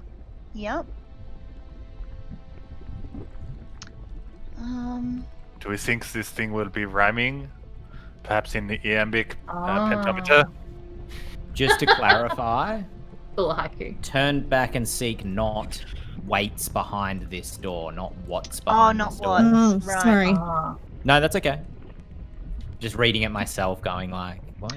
I The would probably next spin one, that- that which lies within. Lies in greed, yeah, I'd spin it back to the left once. Or to the right twice. Turn back and seek not that which lies within.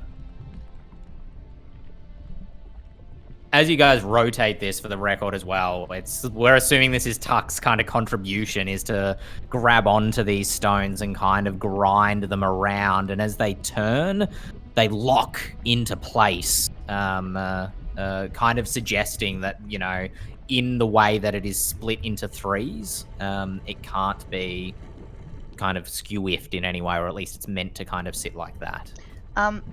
If that's tax contribution, Iris is probably going to be putting her back to everyone doing this and just keep an eye out in the larger room.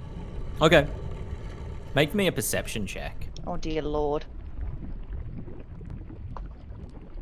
12. Perception. 15.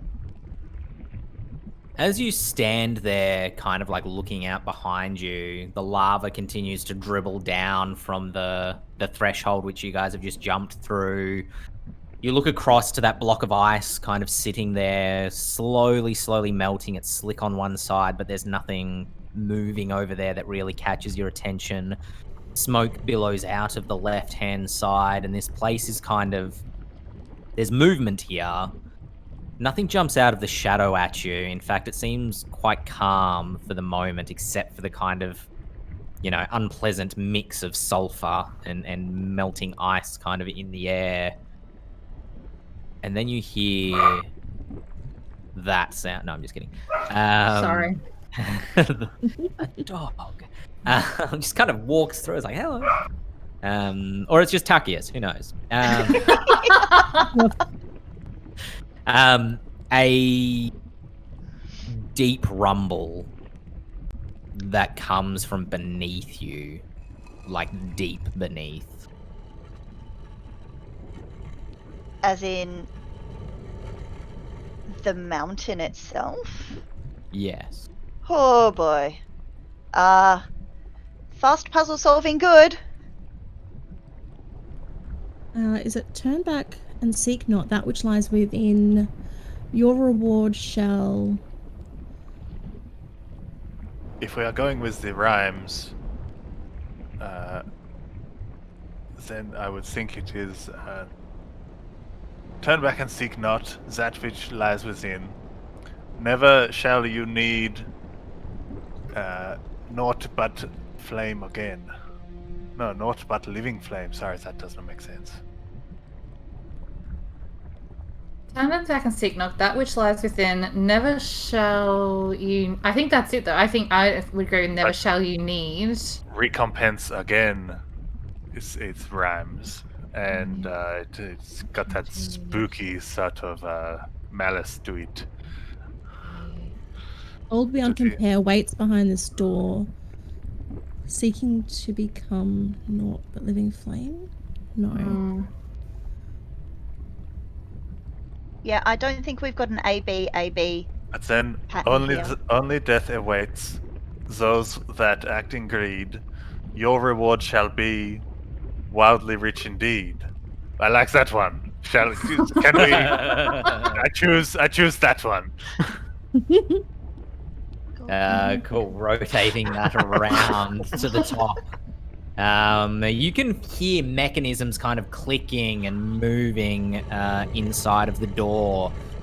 but the correct combination not matched up. You also note that the rhymes on the side, or not the rhymes, but the kind of lines is the word I'm looking for on the side, don't make sense when you align the ones at the top. It's not like all three of them need to make sense.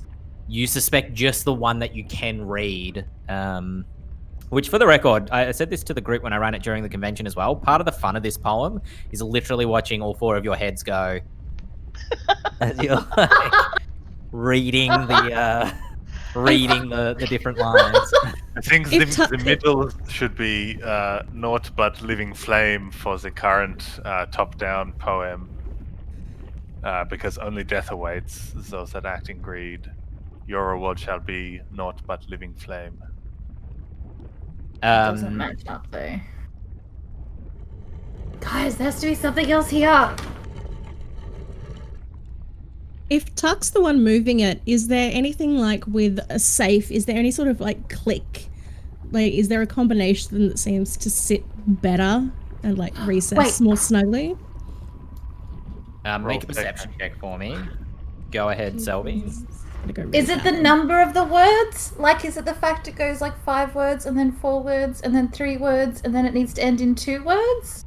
It's a 3 for Tuck. Make for me a performance check.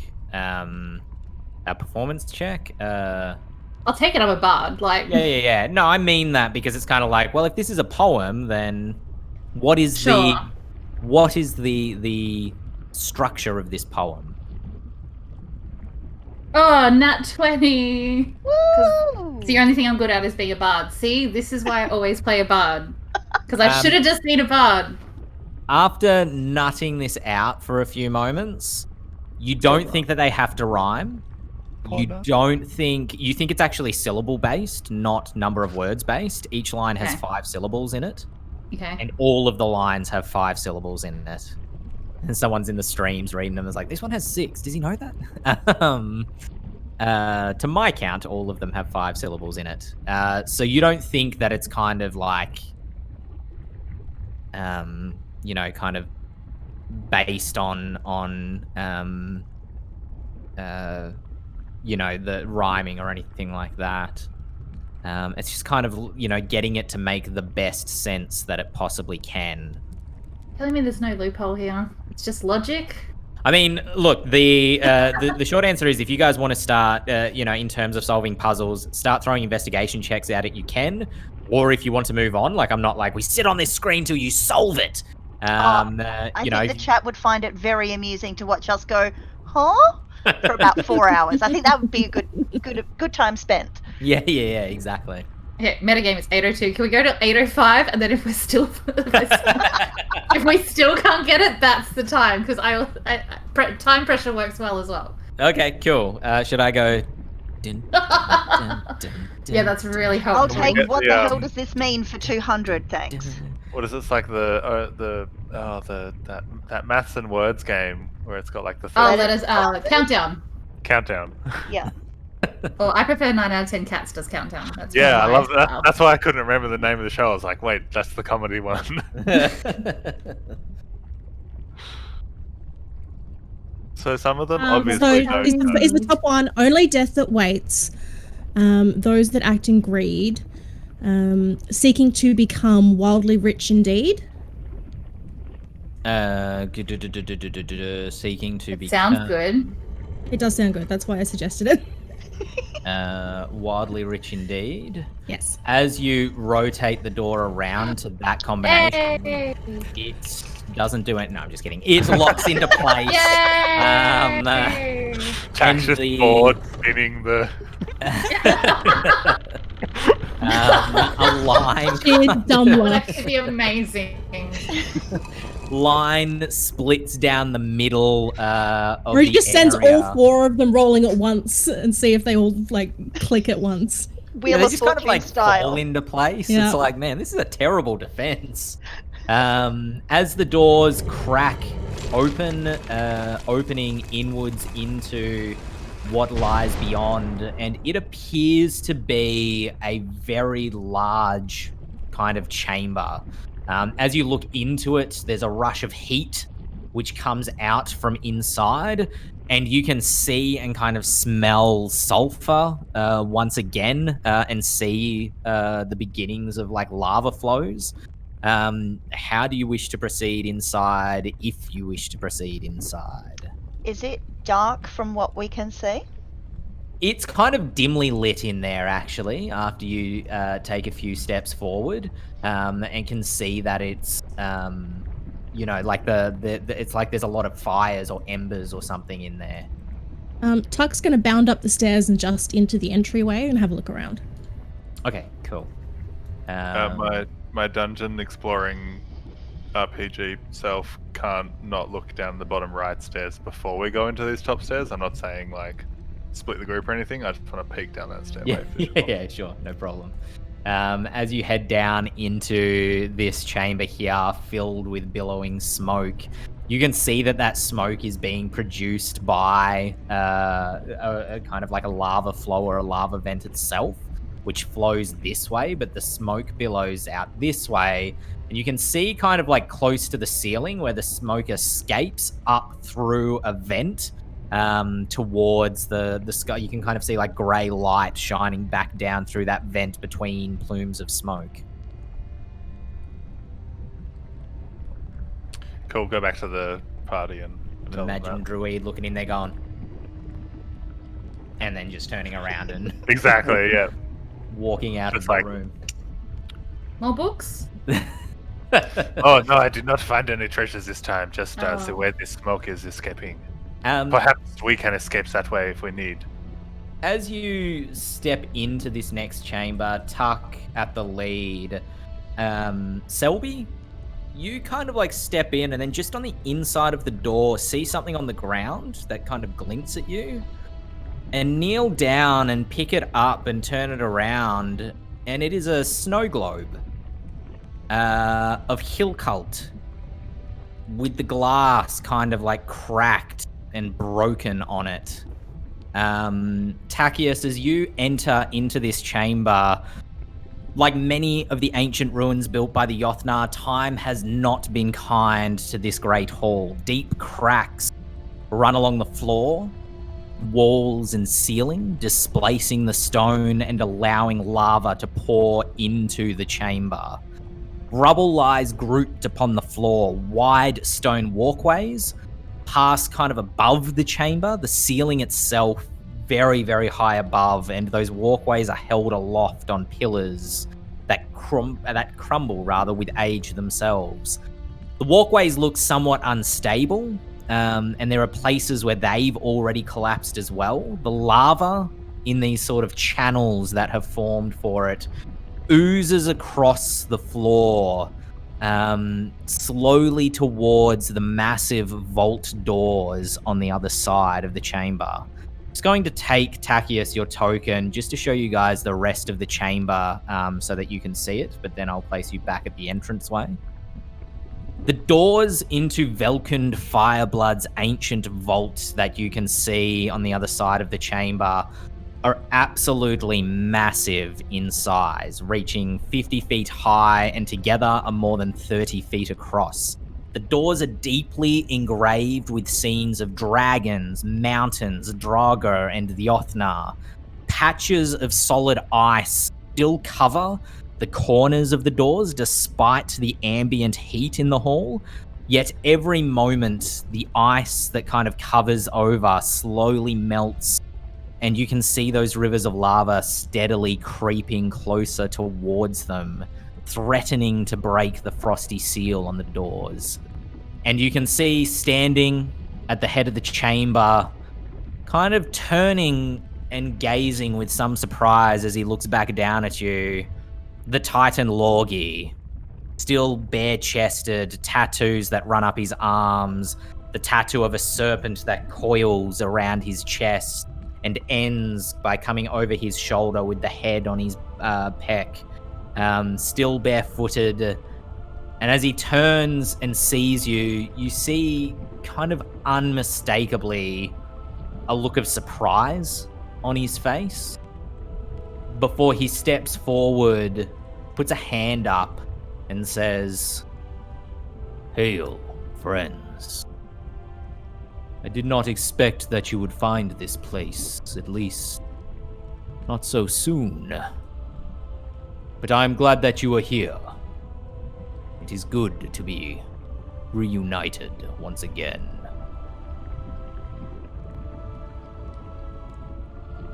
Good to see that you're alive, man. The cold cannot kill me.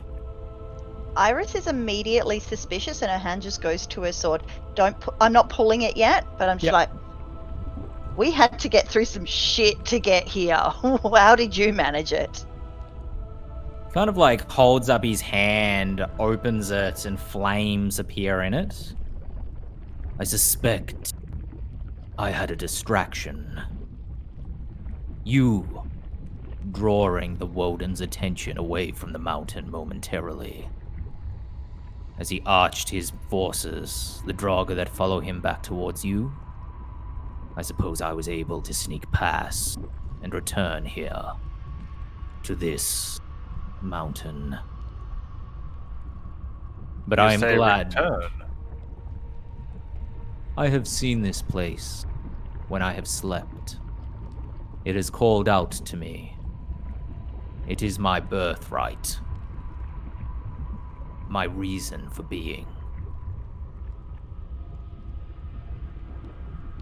And you have come here seeking treasure and gold.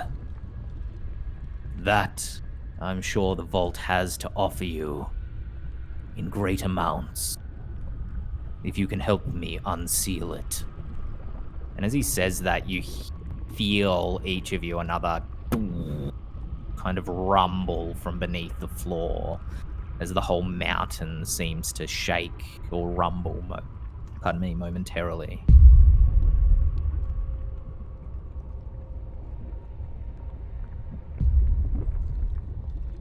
Do you still have the presents that Selby presented you before you left the village?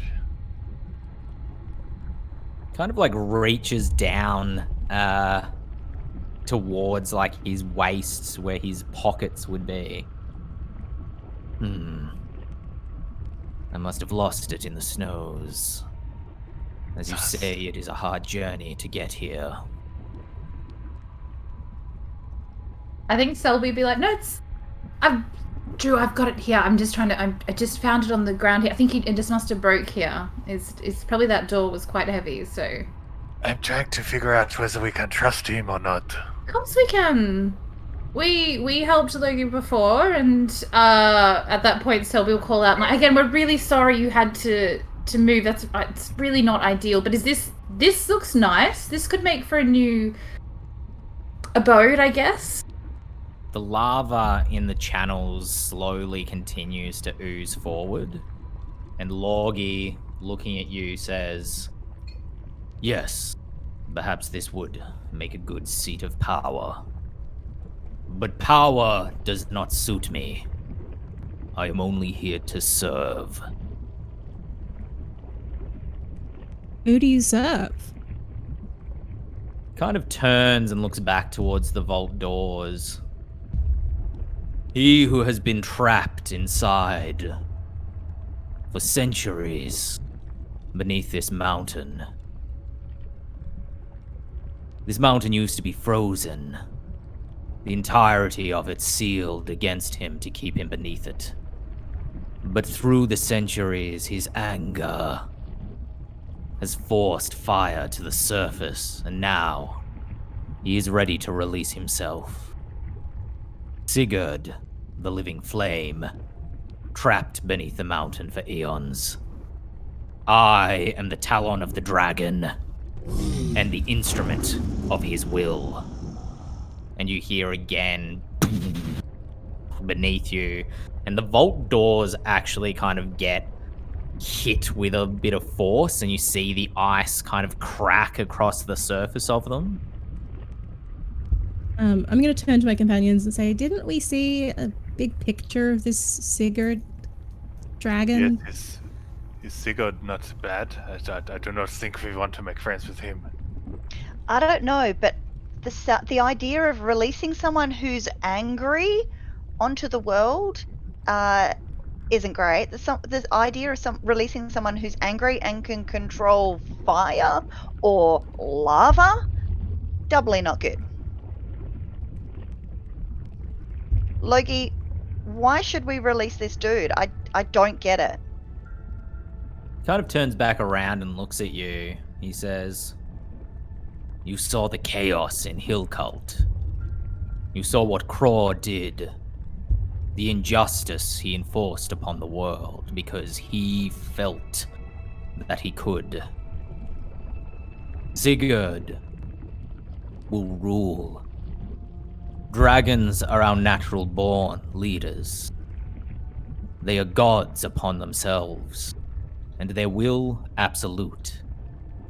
The chaos of this world will be put into order with the will of Sigurd, and once word has spread that he has awoken and returned to the world, his brothers and sisters will come out of hiding as well, and the world will be as it was in eons past, when the Elder Council reigned over it. You are confused. That is expected. For He's just going to say, I'm always confused, but go on. For all the glory that this empire propagates about itself, it understands so little. We were once ruled by dragons, and now we have that opportunity again to find ourselves once again beneath their just and right order. Who is it that controls the Woden and the freezing? Also, what's up with them? That lava. But Continue yes. to ooze forward through the channels.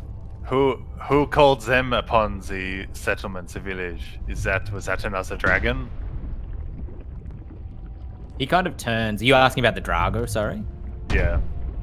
He says, "Fey creatures. The Woden is as ancient as this mountain. They are defenders of this vault door. They are intent on stopping anybody from ever reaching it. And it seems that they might have succeeded had you not proven more powerful than they. But now you are here and can help me." I'm going to look back at Juniper and try and gauge how she's responding to all of this. She seems really confused, and every time the ground shakes, you see her eyes get a little bit wider. She's as uncertain and kind of undecided as all of you are, but you can see that she's distrustful of Logie, to say the best. Juniper, do we need to let this thing out? Are you happy with this answer? This is the vault. He kind of pauses for a moment. Go ahead, Selby. You look like you wanted to say something. No, that's fine. Are you sure? Yeah. She kind of stands there for a moment and says, "If a dragon is kept inside the vault, if Sigurd the living flame, as you say, Logie, many thousands of titans died to seal him in there, to slay him, as we thought. But you're saying he lives and is behind that door, and the door shakes again and the ice kind of cracks, and Logie, betrayed he was by his people. I don't think the world is ready for this type of power to return." But you can also see that Juniper, in the same way that she didn't act with you in Hill Cult against Craw, she's not a woman of action. She kind of gives an opinion, but she is 100% susceptible to peer pressure.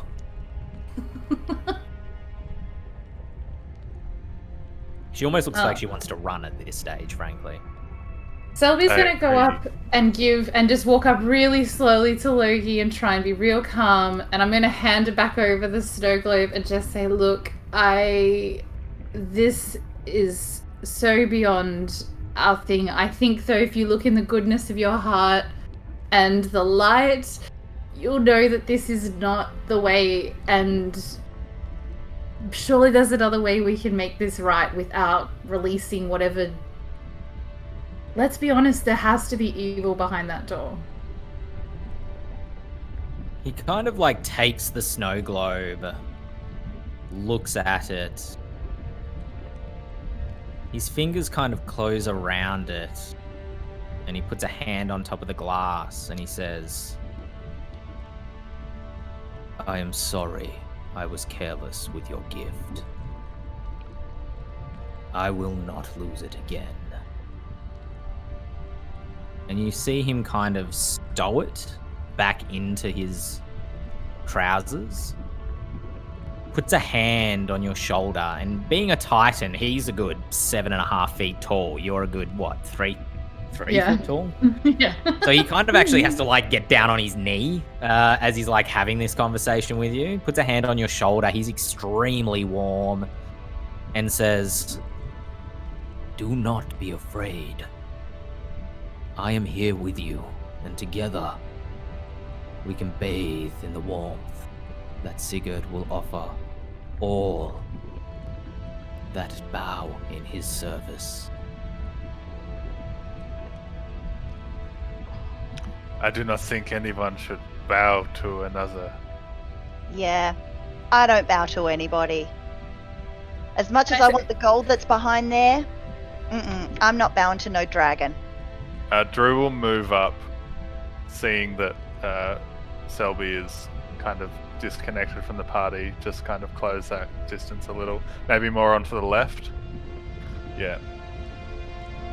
As he's saying that to me, I'm kind of in the background, Selby's just gonna take a really deep breath, reflect on the whole journey to get here, and pull out the world's shittiest, smallest dagger, and it's just gonna go for a surprise attack shiv on a Titan.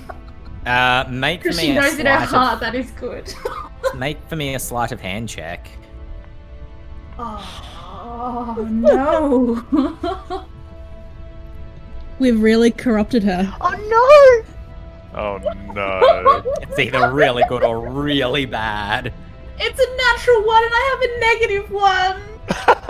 -1! I'm taking it. You Hand him the dagger. Yeah. With the hilt first. You reach into your, reach down to your belt, kind of like catches on the sheath, and as you try to like pull it out, you do kind of one of these ones where you're juggling it for a few moments before it clatters to the ground right at Loggy's feet. Loggy looks at it, looks at you, stands up, and as he does, fire ignites from the bottom of his fingers, up his arms, up to his shoulders, and you see his eyes glow with an orange light. He looks at you and says, "It does not have to be this way." And then looks up and like, Drew, as you kind of approach, you can see he is very aware of his surroundings. His eyes kind of flick to you and flick to the rest of the group to see what you're going to do. If no one else is doing anything, Drew will jump over the lava to the left. I know this is so dumb as I'm saying that I'm doing it, but it's something that Drew would think is worthy. So I'm going to try and clear the lava to the left. I'm going to get you to roll for initiative. Okay. There it is. Yeah, I don't trust that dice anymore. I shouldn't have trusted that one. Hey. I might have got a natural 1 then, but I just rolled a nat 20 on initiative, friends. So that's 19. Where it counts.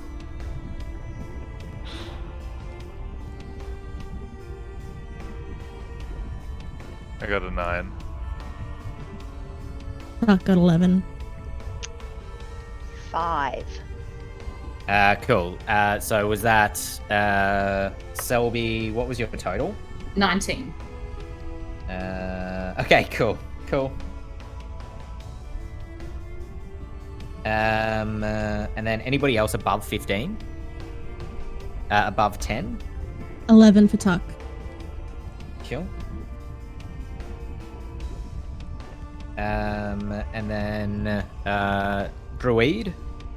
9. Were you above that, Iris? I had 5, so no. Cool. All right. As you turn, Drew, to kind of start to jump across that lava flow, and for the record, each of these lava flows are less than kind of 5 feet across for the most part. So you know, you don't even need that run up to be able to move across them, and we assume that you kind of do a little bit of a jump to clear them. As you go to do that, Loggy turns his body towards you, and the pool of lava to the right-hand side just explodes upwards with a massive pop of magma that flies into the air. There's a rush of fire upwards, and an elemental appears in that space, shaped vaguely like a dragon with outstretched wings, roars, kind of spitting lava around itself, and then its form becomes intangible and it moves almost like a tornado, going 5, 10, 15, 20 across to there. Both Iris and Tuck take 7 points of fire damage, and each of you is ignited with fire. Hey, look, Tuck's the hot dog.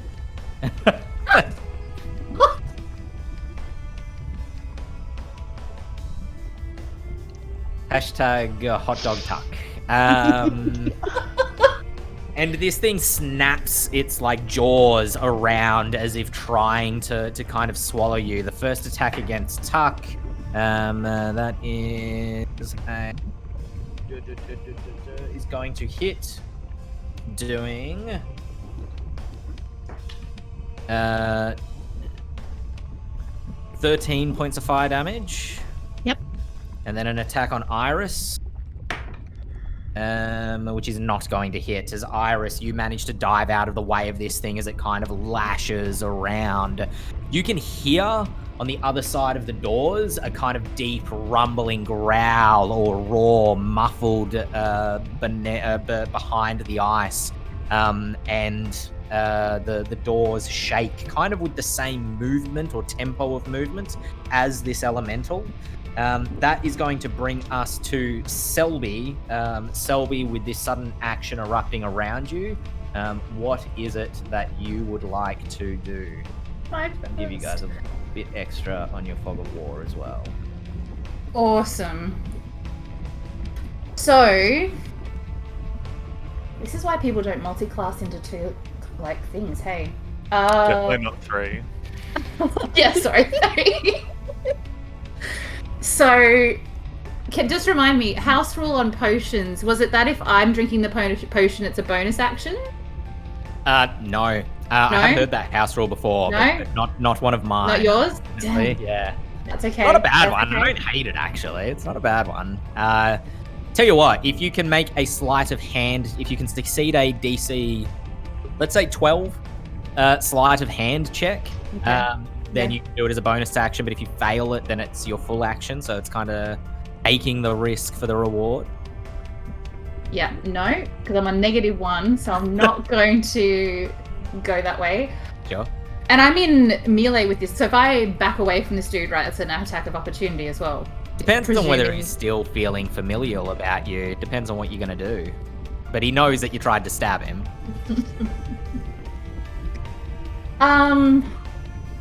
Okay, I'm just gonna go with, we're in initiative, I'm just gonna turn around and put my back to Logie and cast Bless and just pray to all the deities that I've heard of. I'm just gonna list them off alphabetically. I don't know what I'm hitting.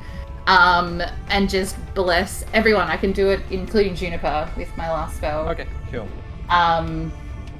And then I'm just going to turn back to Logie and try and look as small and meek, no pun intended, as I can to try and make him feel really guilty if he does want to hit me. What are you holding in your hands at the end of the turn? It's not a trick question, but I'm just curious to know. Nothing, because I've dropped the dagger, and my only other, what have I got? I wouldn't have pulled a weapon, because my weapon's like a crossbow, I think, or something, so it's useless against him right now. Okay. No, that is my only weapon. Okay, cool. So nothing. Do you sweep the dagger back up off the ground? I will say not at this stage. Okay, cool. He looks at you, kind of glances down at you as you turn around and bless your allies, but his eyes are definitely on Drew, who has created this sudden moment of movement. He goes 5, 10, 15, 20, 25, kind of like runs back to there, and then you see him with his arms ignited, focuses fire into himself. He all kind of almost looks like a Dragon Ball Z character powering up as his whole form catches flame that rises well above his head. And then he thrusts his hands forward and just balls of flame fire across the room towards Druid. His first attack, ooh, that might actually miss. Does Selby get an unarmed attack of opportunity? Do you want to take an unarmed attack of opportunity? Just slap him as he goes. Would she? Just punch him on the calf, like. Just punch him. Out of Slap him on the frustration. butt as he goes past. She's lost her. It's been a hard day. She's lost her squirrel. Like, this is not what she. There is no books in this chamber that she can see. Yeah, you know what? Why not? Why not? Just gonna try. What have I got? +3. Great. Oh, dirty 20. That will 17 hit. +3. What is your strength modifier? 0. So that is 1 point of damage as you just like slap his leg. He doesn't even notice as he steps away from you. Focuses that flame, pushes it out, these fireballs out towards little F, little B, towards Druid. And Druid, you're able to, how would you dodge these? Would you magically deflect them? How would you avoid these if you were to be able to avoid them? I've been rolling the absorb elements today, so I'd probably do some like wicked ass fucking Last Airbender and just like try and kind of catch it and like throw it into the ground or something. I don't know. Do absorb elements, take half damage. Yep, it's full like wizard battle in here at the moment. As Juniper goes, it's just like in Harriet's Doorkeeper.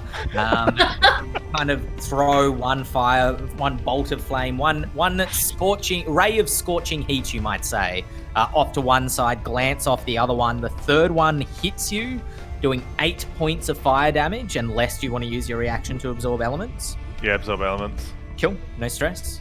And then he's gone, what, 5, 10, 15, 20... Oh, I need to count these squares better. 5, 10, 15, 20, 25... and then backs up to about there as you see him kind of reposition himself. As he does, he backs up, opens his arms, and then just kind of naturally, organically, these rivers of lava continue to fill themselves and flow forward towards the end of the chamber. Just as a quick show, you've got 4 of them in total that are flowing towards the end of the chamber, ending his turn. And just for the record, him and the lava kind of having the same initiative is by happenstance. He's not controlling it directly. It's just kind of rumbling along around him. That will bring us to Takius. Takius, what would you like to do? I'm gonna rage. Yes. Let me grab... So a storm aura pops out. Oops. What I need. Yes, it. Wait for it. Wait for it. Your storm aura, it's building, it's kind of charging up. It's almost, you can feel it coming to you. It's you're focusing it, and then what does it do again? Sorry, remind me. It's lightning. It's like this big charge of electricity that erupts from around me. The air is crackling with lightning.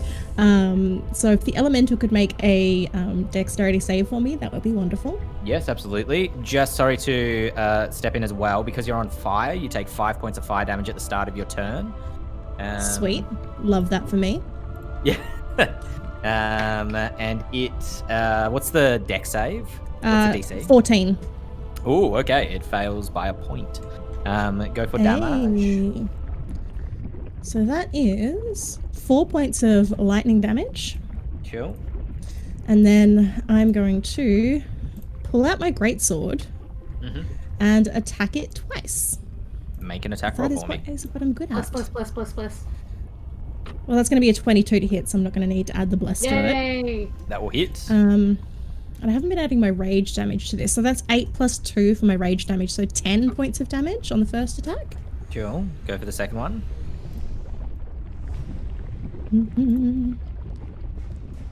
Ooh, I'm going to want to use my bless on that for sure. So that was 15 plus 2, 17 to hit. That will hit. Go for damage. And another 10 points. Cool. As you whirl your sword, is it a sword or an axe? Sorry.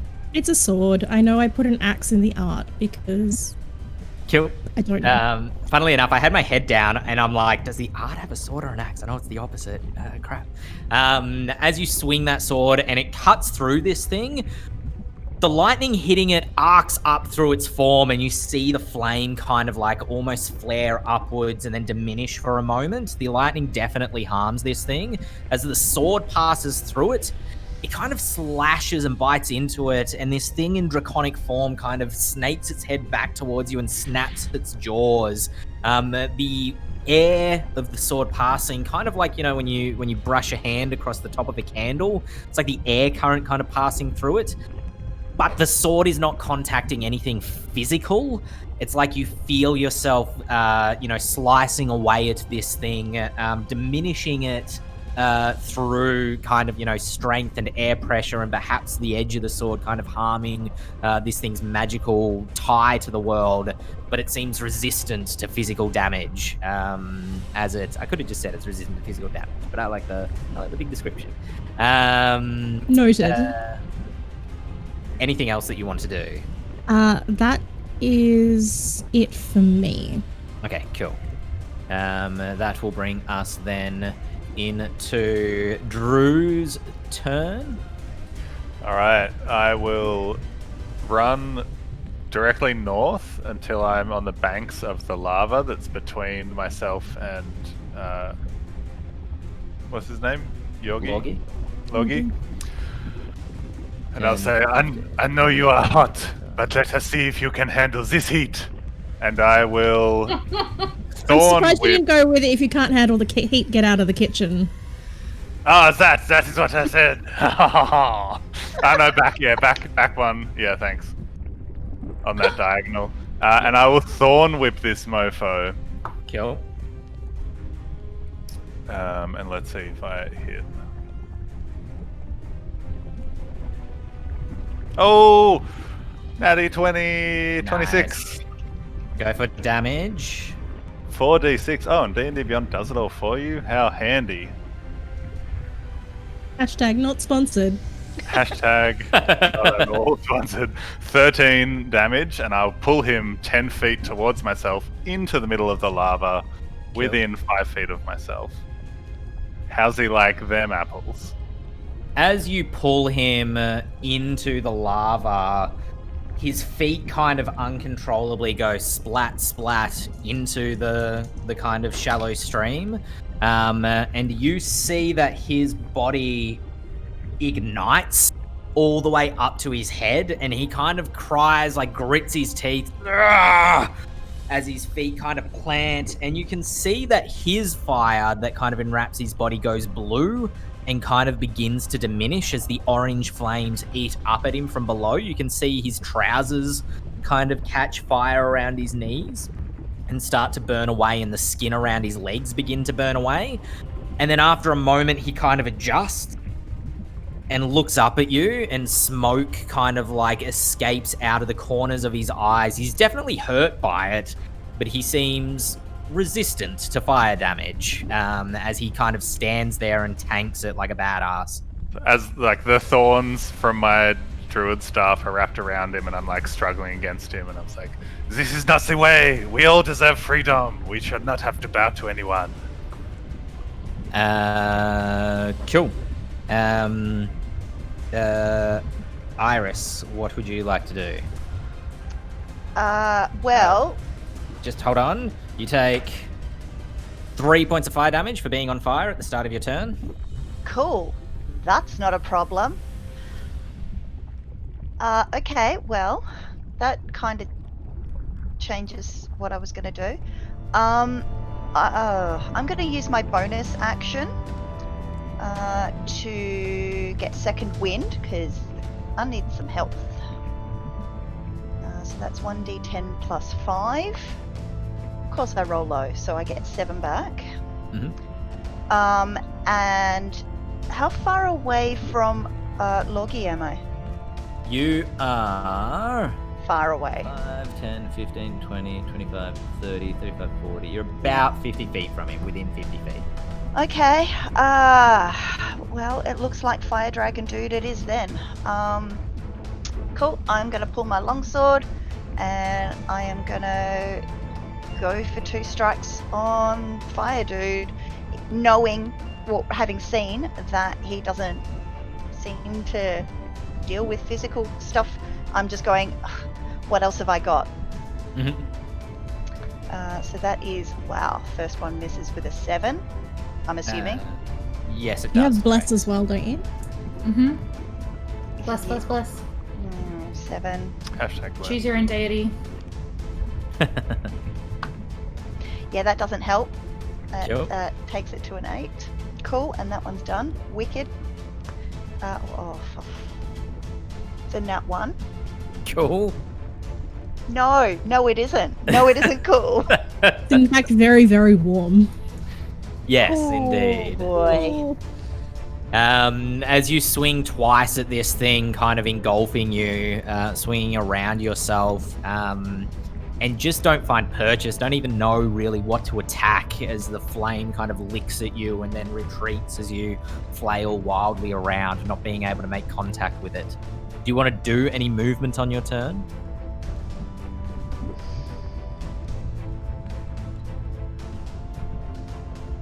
Can I action surge? Yes. Yep, I'm gonna do that. I'm gonna try again. Cool. No, I am not rolling you. Roll you. Okay, that is a 17 to hit. That will hit. Cool, and I just realised I've been rolling a d8. I should have been rolling a d10 for my sword.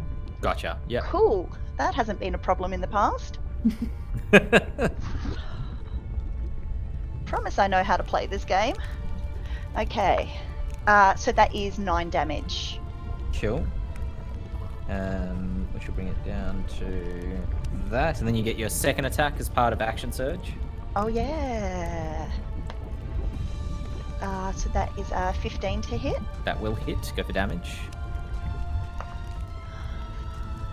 And 7 damage again.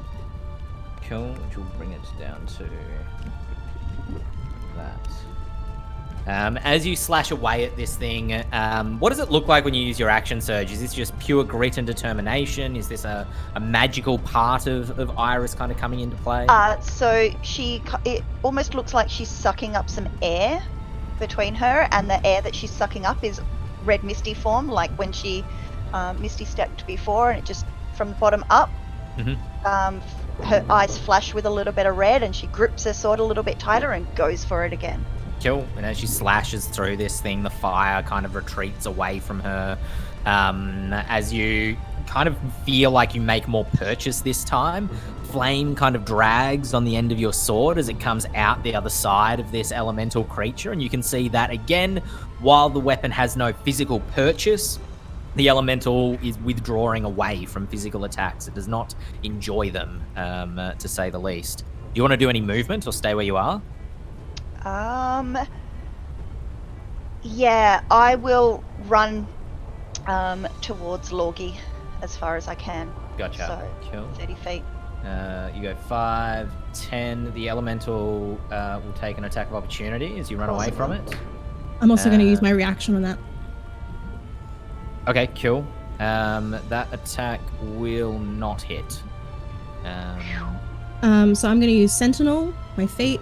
So when a creature within 5 feet makes an attack against a target other than you, I'm going to use my reaction to hit it.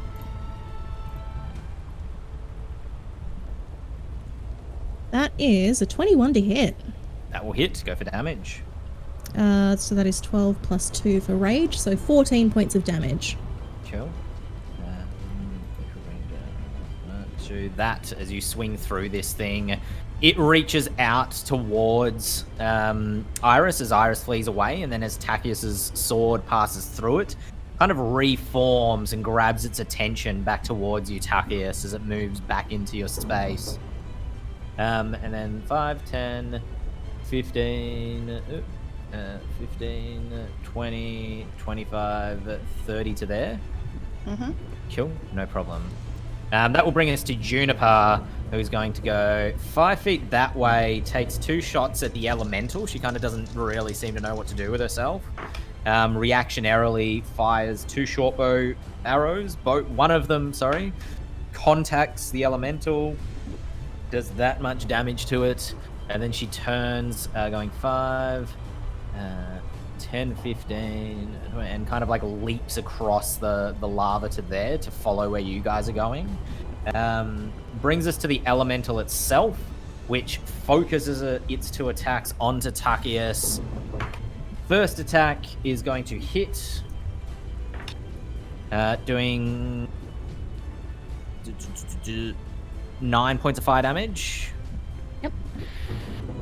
Second attack, which is also going to hit, doing 9 points of fire damage. Ending its turn. Its rage is just kind of focused onto Tacius at the moment, bringing us to Selby. Oh man. I am going to, having seen Tacius, who's looked after me this whole trip, I'm gonna try and run closer so that at least the thing isn't as focused on just them. And I'm going to try and cast... Can you touch an elemental? I'm going to try and cast Shocking Grasp. Okay. And try and touch it? Yes. You take 6 points of fire damage as you reach out and just the flaming tongues of this thing burn your hand, but nevertheless, you feel contact in a weird way. Make your spell attack with the Shocking Grasp. 15? That will hit. Go for damage. 2d8. That is an 8 and a 8 and an 8. Nice. That will bring it down to that, which will bring it down to that. As you run up, what does it look like when you cast this spell? It's like a kind of, not quite a glove, but a bit like a kind of, I guess, glaive almost thing. And the electricity comes out through the middle, a little bit Tony Stark style, but Renaissance. Gotcha. So it's kind of, donning this kind of, covering and then trying to touch it and trying to just distract the thing as well, so it's not just focused on poor Tacius. Gotcha. As the lightning surges through this thing, the flame goes from being shaped like a dragon to just kind of like contracting backwards and turning into like a pillar of fire that shoots towards the ceiling, and the electricity kind of arcs up like this weird science experiment through it. It cannot take reactions as the electricity arches through it. Do you want to try to step away from it or stay where you are? I am going to, for the first time this whole adventure, I'm going to try and be brave and stay where I am. And stay next to Zacchaeus. Do I need to get a wisdom save or? It's Character growth, man. Cool. All right. That brings us to Lorgy. Lorgy, kind of like, holding the grasping vine in his hand, responds to Druid. He says, "I could not agree more. Never again shall I bow to someone who does not deserve it." And then he lights up his other arm and goes for a punch.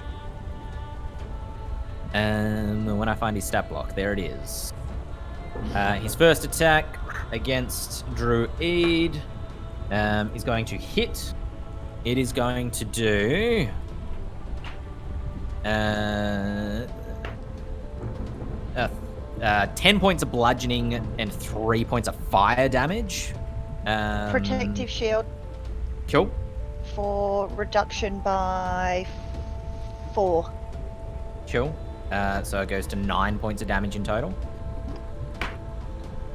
His second attack is also going to hit Druid.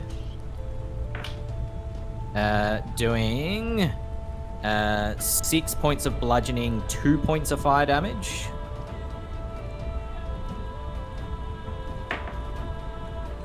And his third attack will also hit. Third attack. Come on. How many fists has he got? Doing One fist comes out of his chest. Suddenly turns into an anime. 12 points of bludgeoning, 1 point of fire. Oh. As he, holding onto that vine in one hand, hits you kind of again and again, trying to get you to let go. Hammers me into the ground. Druid is looking rough. Are you still up? Yeah, just. Cool. On a scale of 1 to 43, I'm on about 4. Okay, cool. He continues, for what it's worth, starting his turn inside the lava. That would definitely do some damage to him. Continues to kind of tank that. You can see his resistance to the fire damage.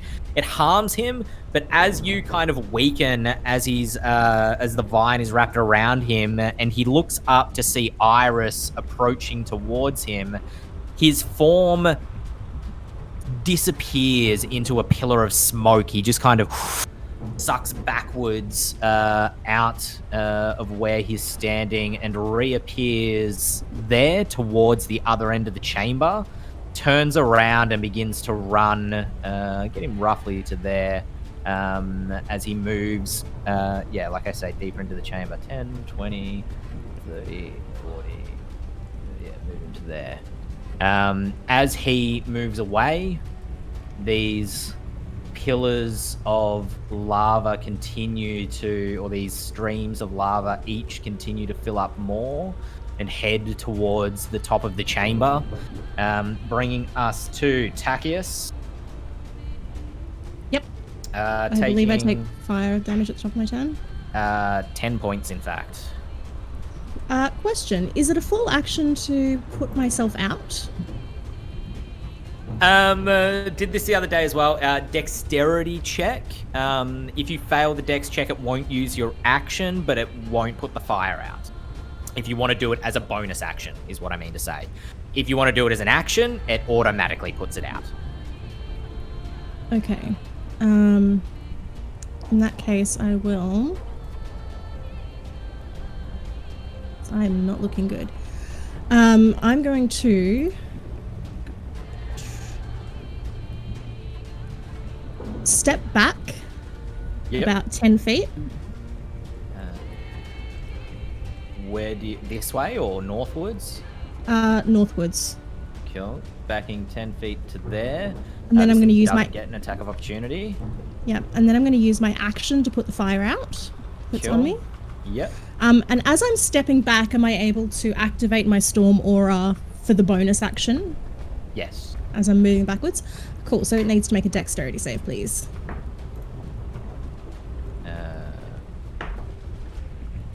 Cool. Go for damage. for a whole 2 points of damage.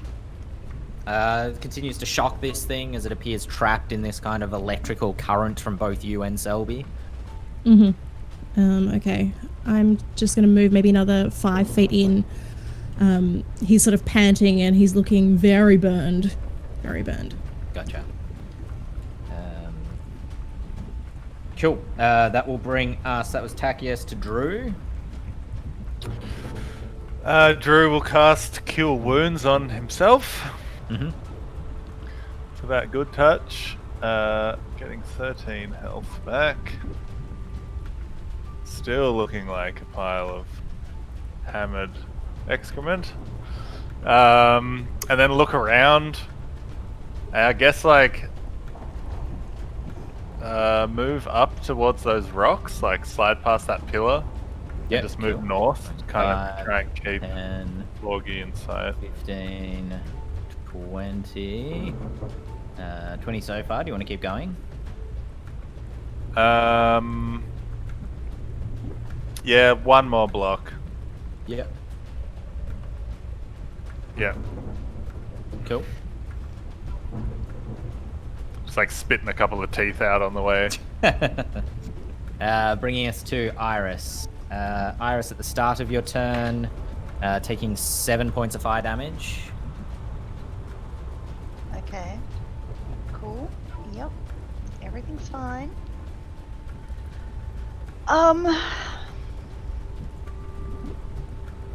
How far... I can't use my full movement and dash to get up to Lorgie, can I? Let me see if I can get you there. If you went, we assume that you kind of go 5, 10, 15, 20, 25, 30. 5, 10, 15, 20. No, yeah, if you dash, it'll bring you right next to him.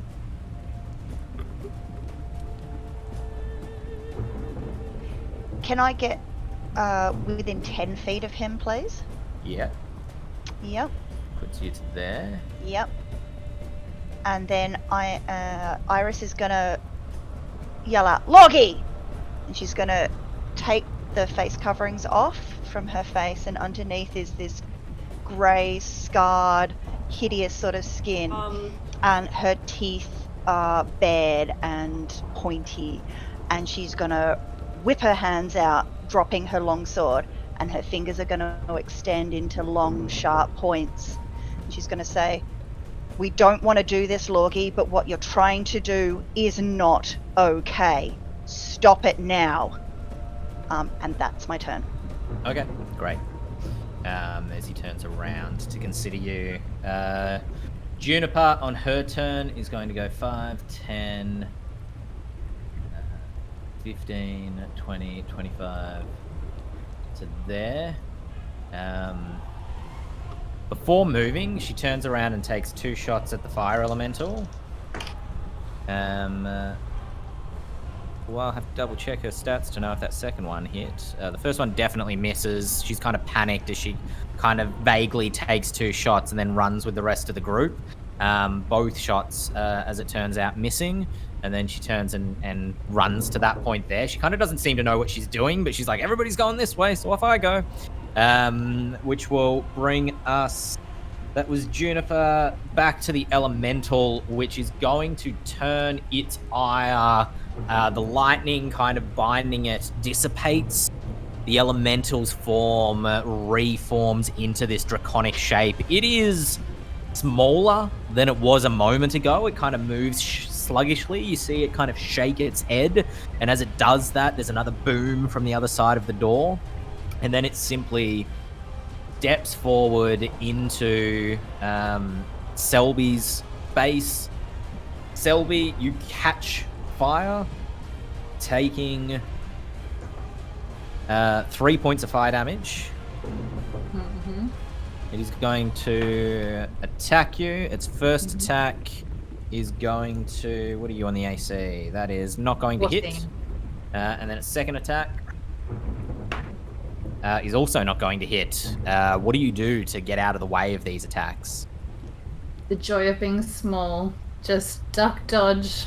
Just trying to, like, be very alert. And having learned from working with people who actually are good at combat, Turns out adventuring with people who are competent, you pick up some things. Awesome. Okay, cool. Ducking and weaving as this like fiery claw slams down on the ground around you. Still catching flame from it kind of being there with its presence, but avoiding the worst of it. What do you want to do on your turn is the next question.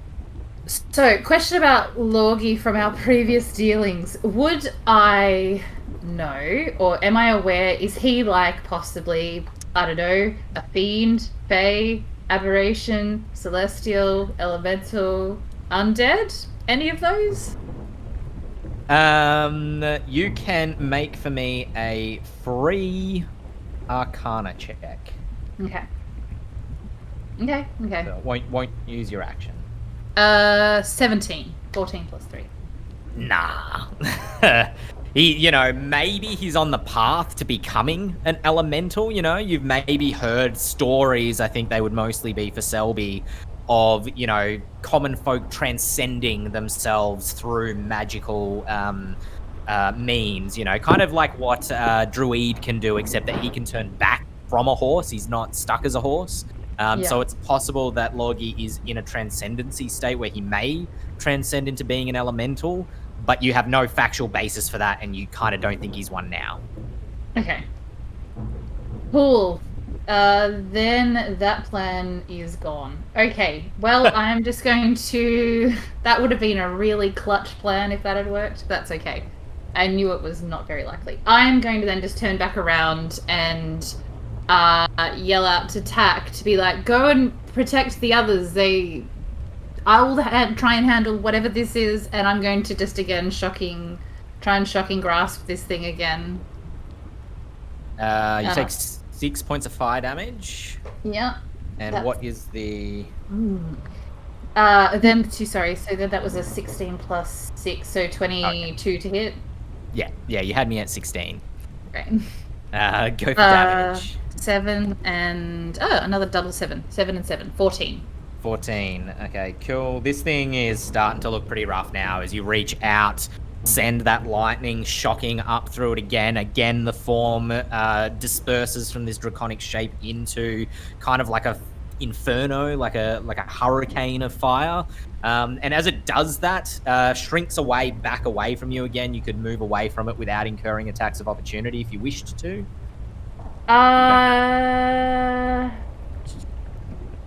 Also, not to be that person, but do you need to make concentration check for your bless? Yes. Do I? Then yes. You're taking a bit of 10. damage. Just do a con save with disadvantage, and we'll assume that it covers all the three or four times you've taken damage. Okay, fair enough. Ooh, that's an 8, and 8 is the lowest. Okay, that will fail, so bless is down. Cool, thank you though. Genuinely. Thank you.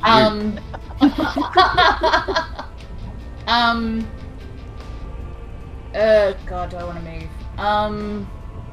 I'll just move 10 feet back. Up in the hopes that across? up. Up in the hopes that Tachius will take off, and then by process it'll still just target me if need be. Okay. Lorgie looks at Iris, and you can see as you kind of reveal what you actually are, there's a look of kind of like, not confusion, but wonderment that comes over his face, which pretty quickly turns to disgust. Looks at you, kind of draws up and says, "In the new world, your filth will be wiped out." And then you see him summon flame to himself once more, looking at you, but then points over behind himself towards the doors.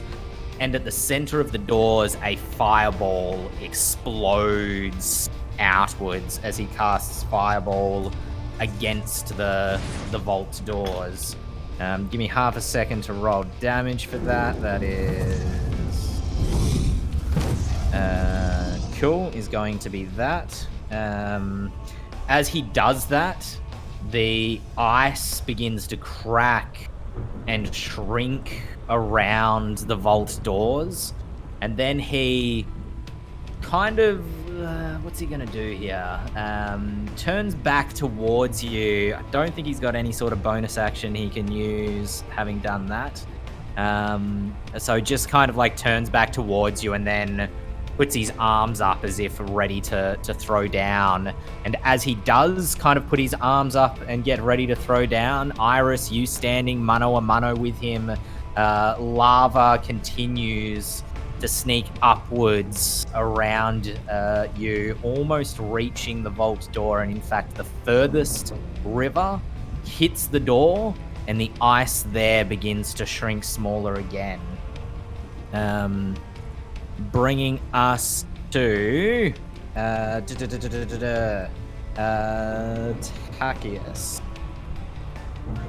All right. Tachius,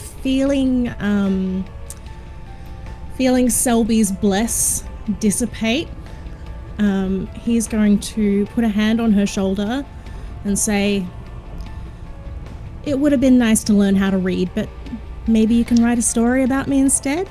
And then he's going to run up to the fire elemental, and he's going to take 2 attacks. Cool.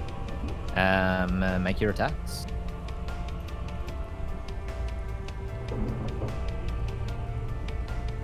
It's a 12, so that's going to miss. Let me double check. I think it does miss, but I will... And then a 13. It does, yes, unfortunately. What's the second one? 13. 13 will hit, so that's why I had to double check. Yep. Go for damage. So that one is 13 points of damage, Okay. obviously halved. And then I Yep. would like to activate my Storm Aura, so it needs to make a dexterity save. Cool. Does not succeed the save. And just an FYI, you take 7 points of fire damage for attacking it. Okay, it takes 5 points of lightning damage, Cool. and Tachius collapses. Cool. As you run up, attack this thing, the storm aura disappears as it hits and shocks this thing. It seizes up, and then Tachius, consumed momentarily, not whole body, but consumed for the moment by flame, it hits the ground as the fire kind of overwhelms Tachius for the moment, putting you into unconscious. Ending Tachius' turn, bringing us to Drew. Alright, Drew will step forward a couple of spaces, and as he goes, he's like, starts pulling his hands around, and like the cold air from the cavern walls starts to kind of seep in. And I'm going to cast Sleet Storm, which is a 40-foot radius, 20-foot high sleet storm. So I will put that down so that it covers as much of these lava lakes as possible. It does say that area is heavily obscured. Exposed flames in the area are doused. The ground becomes difficult terrain. Anyone who moves in there or starts its turn there must make a dexterity saving throw or fall prone. And if anyone's concentrating on a spell within the area, it has to roll concentration, but there's no damage. But yeah, I'm trying to freeze these lava flows. I know it's not going to just put them out, but I would like to slow them down and kind of try and reinforce the door. Yeah. No stress. Okay, cool. So what's the radius again of the sleet storm? 40-foot radius.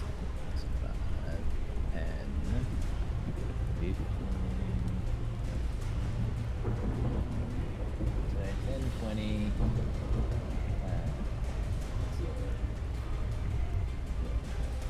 30, 40. I think that's correct. 10, 20, 30. Yes, that is correct. Cool. I can't see it. No, I know. I haven't made it visible yet. Okay, cool. Okay. We're not stressed. It's fine. Yeah, no stress. It's okay. No one's shaking. It's fine.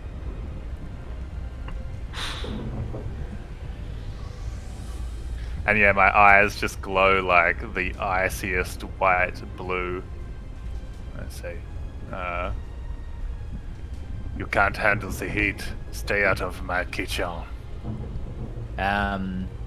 Cool. As that takes effect, it absolutely does start to freeze some of these flows of lava, douses the flames that are on top of them, and Puts out Iris?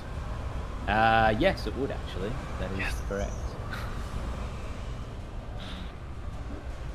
Thank you. Okay. Iris, you are no longer on fire. And I'm going to bring that one to the top. And then make sure that it's below the sleet storm.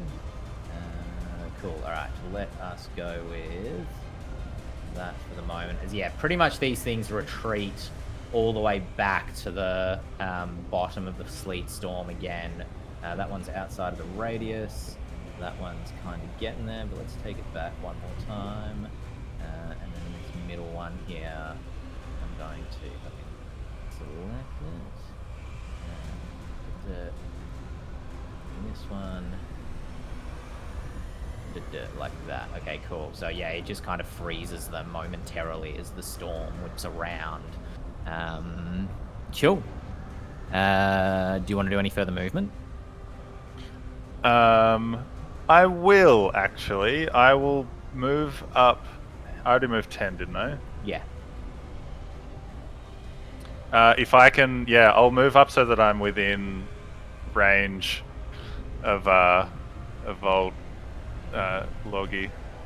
Cool. I say, I didn't hear no bell, and I'm saying like puffy ass face, like missing teeth. One to the left so that I'm within base. Yeah. Are you is this concentration, this spell? It is. Okay, cool. Good to know. As you walk up to him, he kind of like looks as the storm hits him. It douses some of his own flame as well. And you see steam rising off of him, even though his eyes still glow like embers.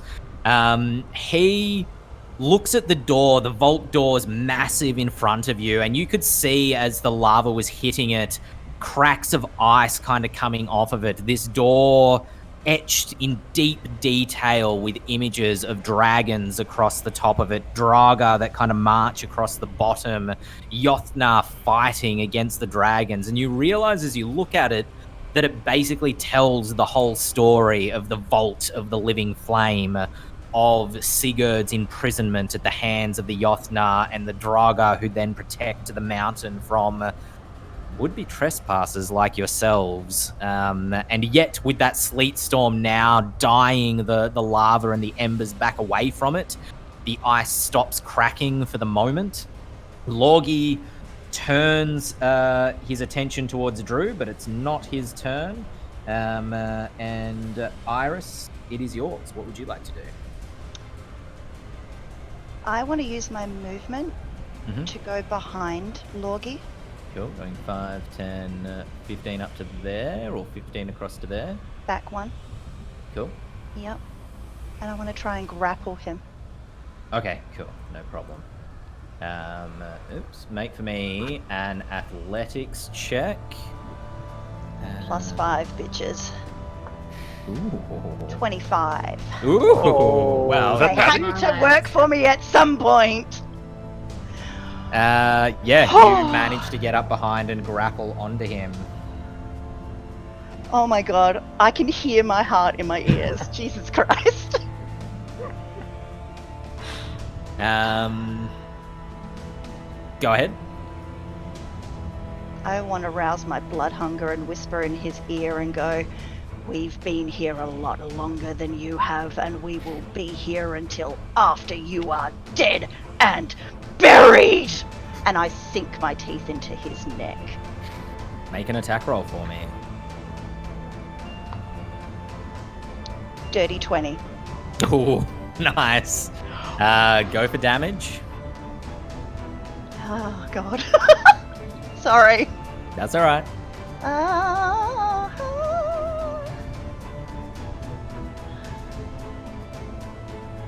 2d6 necrotic. He takes 9 damage, and I gain 9. Cool. Is that? Don't forget it does piercing damage as well. I think it's a. Oh D4 yeah. plus 3. Okay, sorry. Sorry. Okay, so that's 9 necrotic plus. It is. Unarmed strike. Unarmed strike is. There's too many places to look on my sheet. I think it'll be a D4 plus strength. It is. It says 3 bludgeoning. I'll take the D4. Yeah, no, go the D4. I will strength? correct that. Yes, that's a D&D Beyond thing. So that's 6 bludgeoning. I've got Cool. 4 plus 2, plus the necrotic. Plus the 9. Cool. What does it look like as you absorb the necrotic back? So my eyes roll into the back of my head, and that red mist starts forming around me. And then as I pull away, the red mist gets sucked back into my body, and I just smile. Cool, perfect. As you grab hold onto him, draw that out of him, he gets thinner around the neck, and you feel the heat of his blood kind of move down the back of your throat. The boiled to perfection, his blood happens to be. It's got a smokiness to it, a kind of smoky aura to it. Bringing us to Juniper, who running up, going 5, 10, 15, 20, 25 through the smoke storm, seeing Lorgie grappled, stops, pulls back on her short bow. Both of those are going to hit. We get the hashtag #KillStillJuniper going, or? Oh yeah. It'd be poetic. Shit, her aim's terrible. She kind of hits him in the leg. One arrow sinks into his leg. The other arrow sinks into his lower torso. Definitely harms him, but does not slay him. Down the other end of the chamber, this elemental rages forward, engulfing Selby once again, doing 3 points of fire damage to Selby. With its attacks. Still up. Oops, I just realised I don't have the screen following me. Sorry, stream. We're down here at the moment. First attack is going to miss.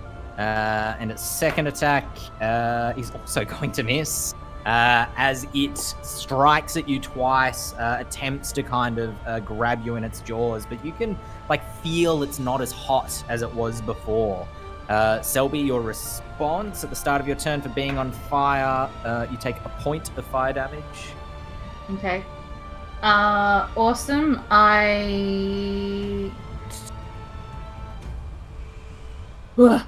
I am just going to, at this stage, because I don't have any spells left at all, apart from my cantrips. What about that spell scroll I gave you? But it's protection of... Is it protection from good and evil? I don't know. Yes, I think it was. Yeah, Oh, that's what I tried to use earlier. Which I should have, but I yeah. Or I think you're thinking of Shield of Faith. Or is that something a druid can cast? No, I gave up the protection scroll because you said that I couldn't read it. So it's Shield of Faith. So it's a bonus action and it'll give you an extra 2 AC. Oh, that's the spell scroll that I got? That's the spell scroll that you were given, yeah. Alright, perf. Well, I mean, I don't have any other bonus actions anyway, so let's read that baby. Cool. The most awkward speed reading. You open it up and it just says, "Oh gods, please don't let me get hurt." Yeah. I did go through my notes though, because furiously trying to see how I can game the system. It's Alicia, right? That's who I'm assuming my power. Alicia, yes. Alicia, fabulous. Yeah. So at least I finally worked out the god. So, and it was A. I should have tried right from the start to go from the start of the alphabet. But unfortunately, I know we have a healing potion somewhere as well. That's also in my notes, but I don't know who has it because I don't think it's me.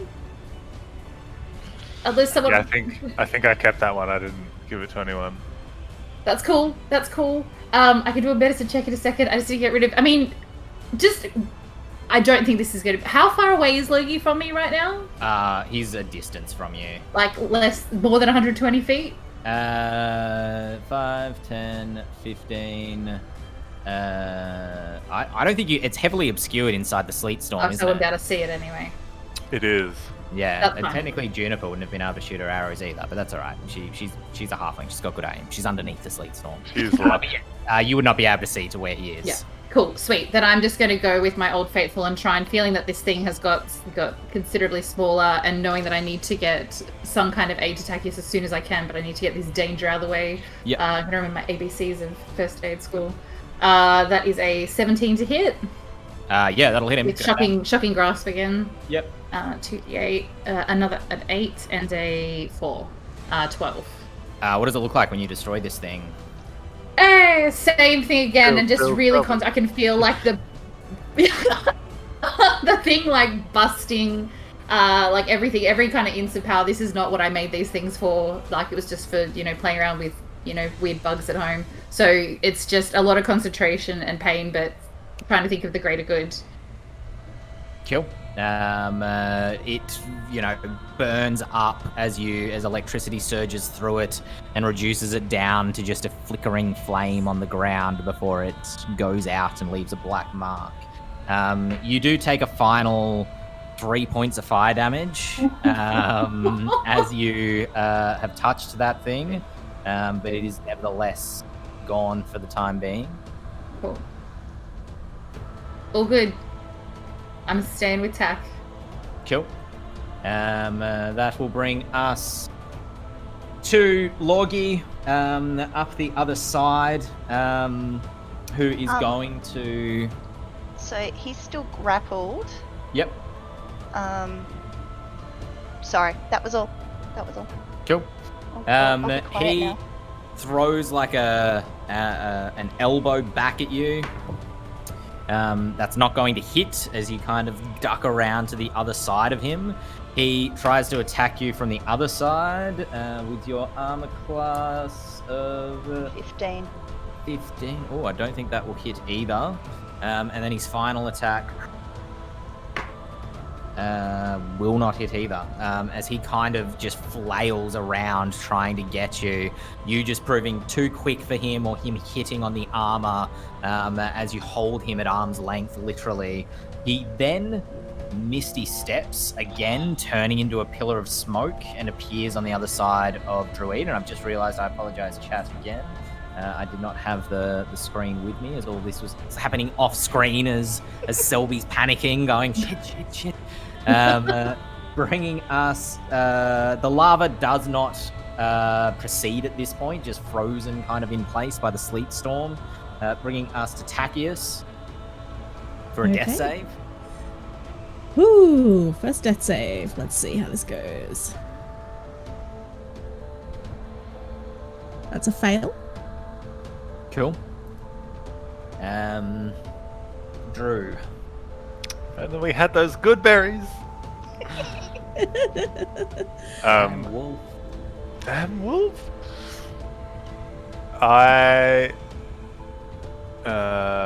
I'll turn into an ape. Okay. Love how casual that was. You just go, Yeah. You know what? So I see him disappear and then sense him reappear behind me. And just kind of as I turn and shift through the sleet, I go from large furbolg person to large ape person. Are you large in size? I'm just an ape, but I was looking this up. Furbolgs are the strong, the large of stature, even though they're in the medium creatures. Sure. And apparently that's one of those features that stays in wild shape. So I'm a larger than average ape, but I'm still a medium creature. Gotcha. And I will... Oh, wait. It's my action to change, so I can't attack on the same turn, can I? That is correct, yeah. Yeah, well, I'll just dance around him in a circle. Kill Iris.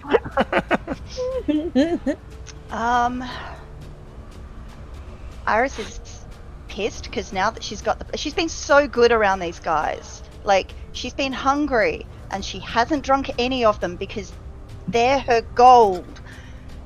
So she sees Lorgie Misty Step and she goes, two can play at that game, and I want to Misty Step behind him again. Cool. Veering on the other side.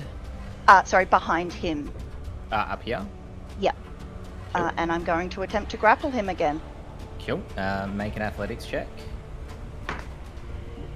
18 plus 5. I think that works, yeah? For 23, it was close, but that does get him. That's my action. Yep. You can attack him with your sword as well while grappling. I'm pretty sure a grapple just replaces one attack. So you can grapple him, attack with the sword, or if you can bite him first and then attack with the sword, it's up to you. I want to drink him again. Cool. Hungry. Go for the attack. Okay.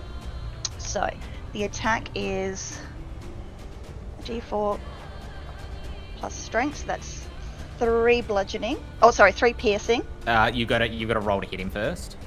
Oh, yes, I do. Sorry. So that is 19 plus. Yes, that will definitely hit. Yep. So we've got the 3 piercing. Go for the 3 necrotic. piercing. And then 8 necrotic. What does it look like when you kill him?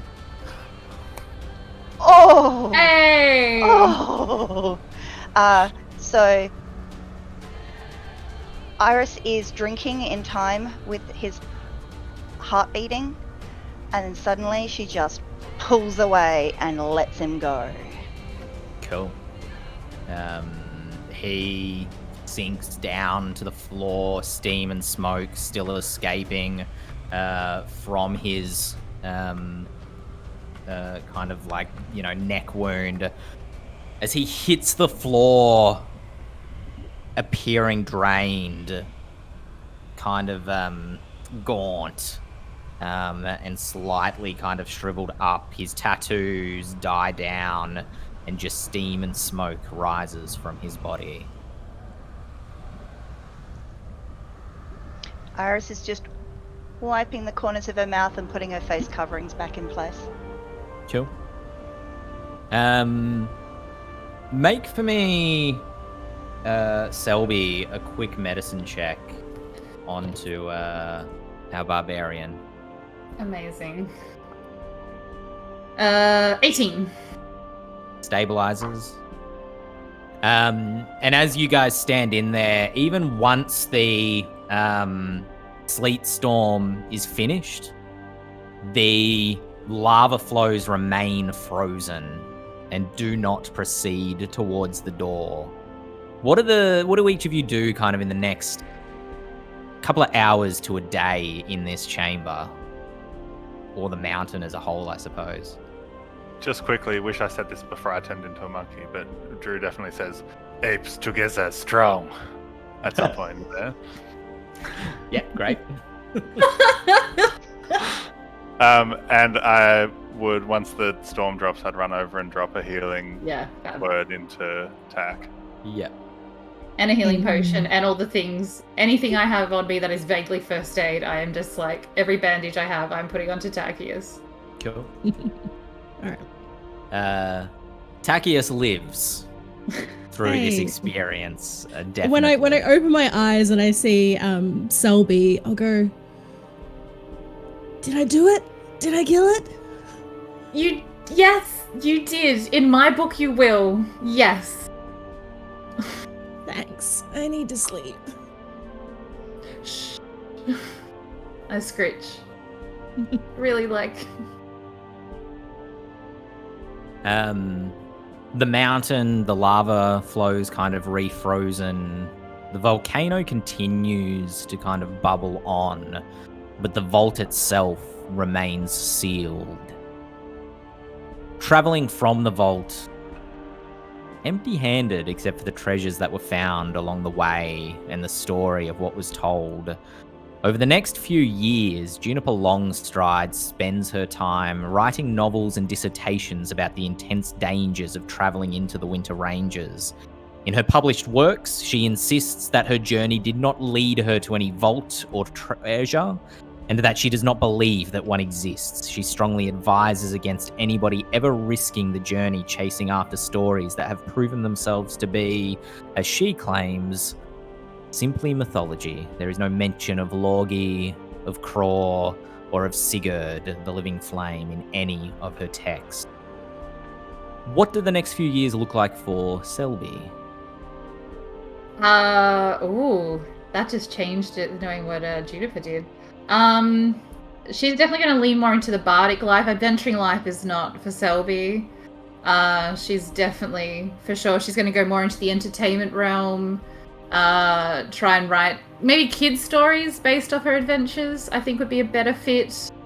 And yeah, tries to keep in touch, but definitely has put down her very bad dagger is definitely been retired. And continues to write kids' books and just make fun prank things with her artificer knowledge, and kind of moves on. Gotcha.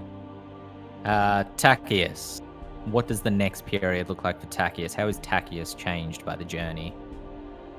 Tacius has decided that the Winter Ranges are not really his speed, so he's going to go out to sea instead. He's going to get on the next ship, pirate or not. He's going to head out to sea, and eventually he'll learn to write his own name, or at least the first 3 letters of his own name. So he no longer needs to sign contracts with X's. Gotcha. I would definitely give Tax some tutoring before we part ways. What about Druid? After seeing the way that... What was the name of the settlement we went through? Kill Cult? Kill Cult. After seeing how poorly they were faring in this northern realms, the Northern Ranges being his home, he kind of starts a cooking and foraging school, with his specialty being a very spicy blood red tomato soup that warms the bones on even the coldest of nights in the north. Okay. And he calls it the Iris stew. Oh, nice. As you remain in Hill Cult, the stories of the Woden kind of traveling through the forest never end. You get a sense that still out there, and perhaps on cold winter nights still hear the horn. Travelers that come over the next few years into the Winter Ranges looking for Velkun's vault, what do you tell them when asked at the local tavern? I do the whole give him a good laugh and be like, hey, he's probably already drunk a bit too much at the tavern keep. I'll take his next one. Great. And just laugh it off as a total myth. And last but not least, Iris, who did not get the treasure that they were hoping for, recompensed for their time by Juniper, but no great treasures. How are you changed by the journey? Iris came for the gold and stayed for the tasty, but she's decided that it's just safer to not be around people. The look of disgust on Lorgi's face reminded her that civilization and large groups of people really aren't where she belongs, so she's going to roam the lands, pick off the odd bandit here or there, and just otherwise live her days out hunting for whatever made her the way she is. Fantastic. Thank you so much for playing with me, guys. And thus ends the story of the Vault of the Living Flame. A quick reminder for those watching on the stream, Vault of the Living Flame will be available for you to be able to run in your adventures at home. It is up for pre-order at the moment on the Quest Suppliers store for the PDF version. And Arkenforge, if you want to use all the battle maps and all the tools and the physical puzzles and things, that is up for pre-order now as well, and is at half price to what it will be when it releases at the end of May. So if you've been on the fence about grabbing the toolkit, it's an absolutely fantastic piece of software that you can use to run online games. And also, as I said, in-person games, if you have the kind of LCD screen set up or have been thinking about doing something like that. Once again, my party of adventurers, I've had such a treat playing with the 4 of you. So thank you so much for coming along with this journey. And I hope everybody watching enjoyed. And I will see you guys very soon, no doubt. Keep in touch. Good night. Thanks, Ben. Thanks so much. Ben. Thanks, Ben. Thanks, everyone. Bye, everyone.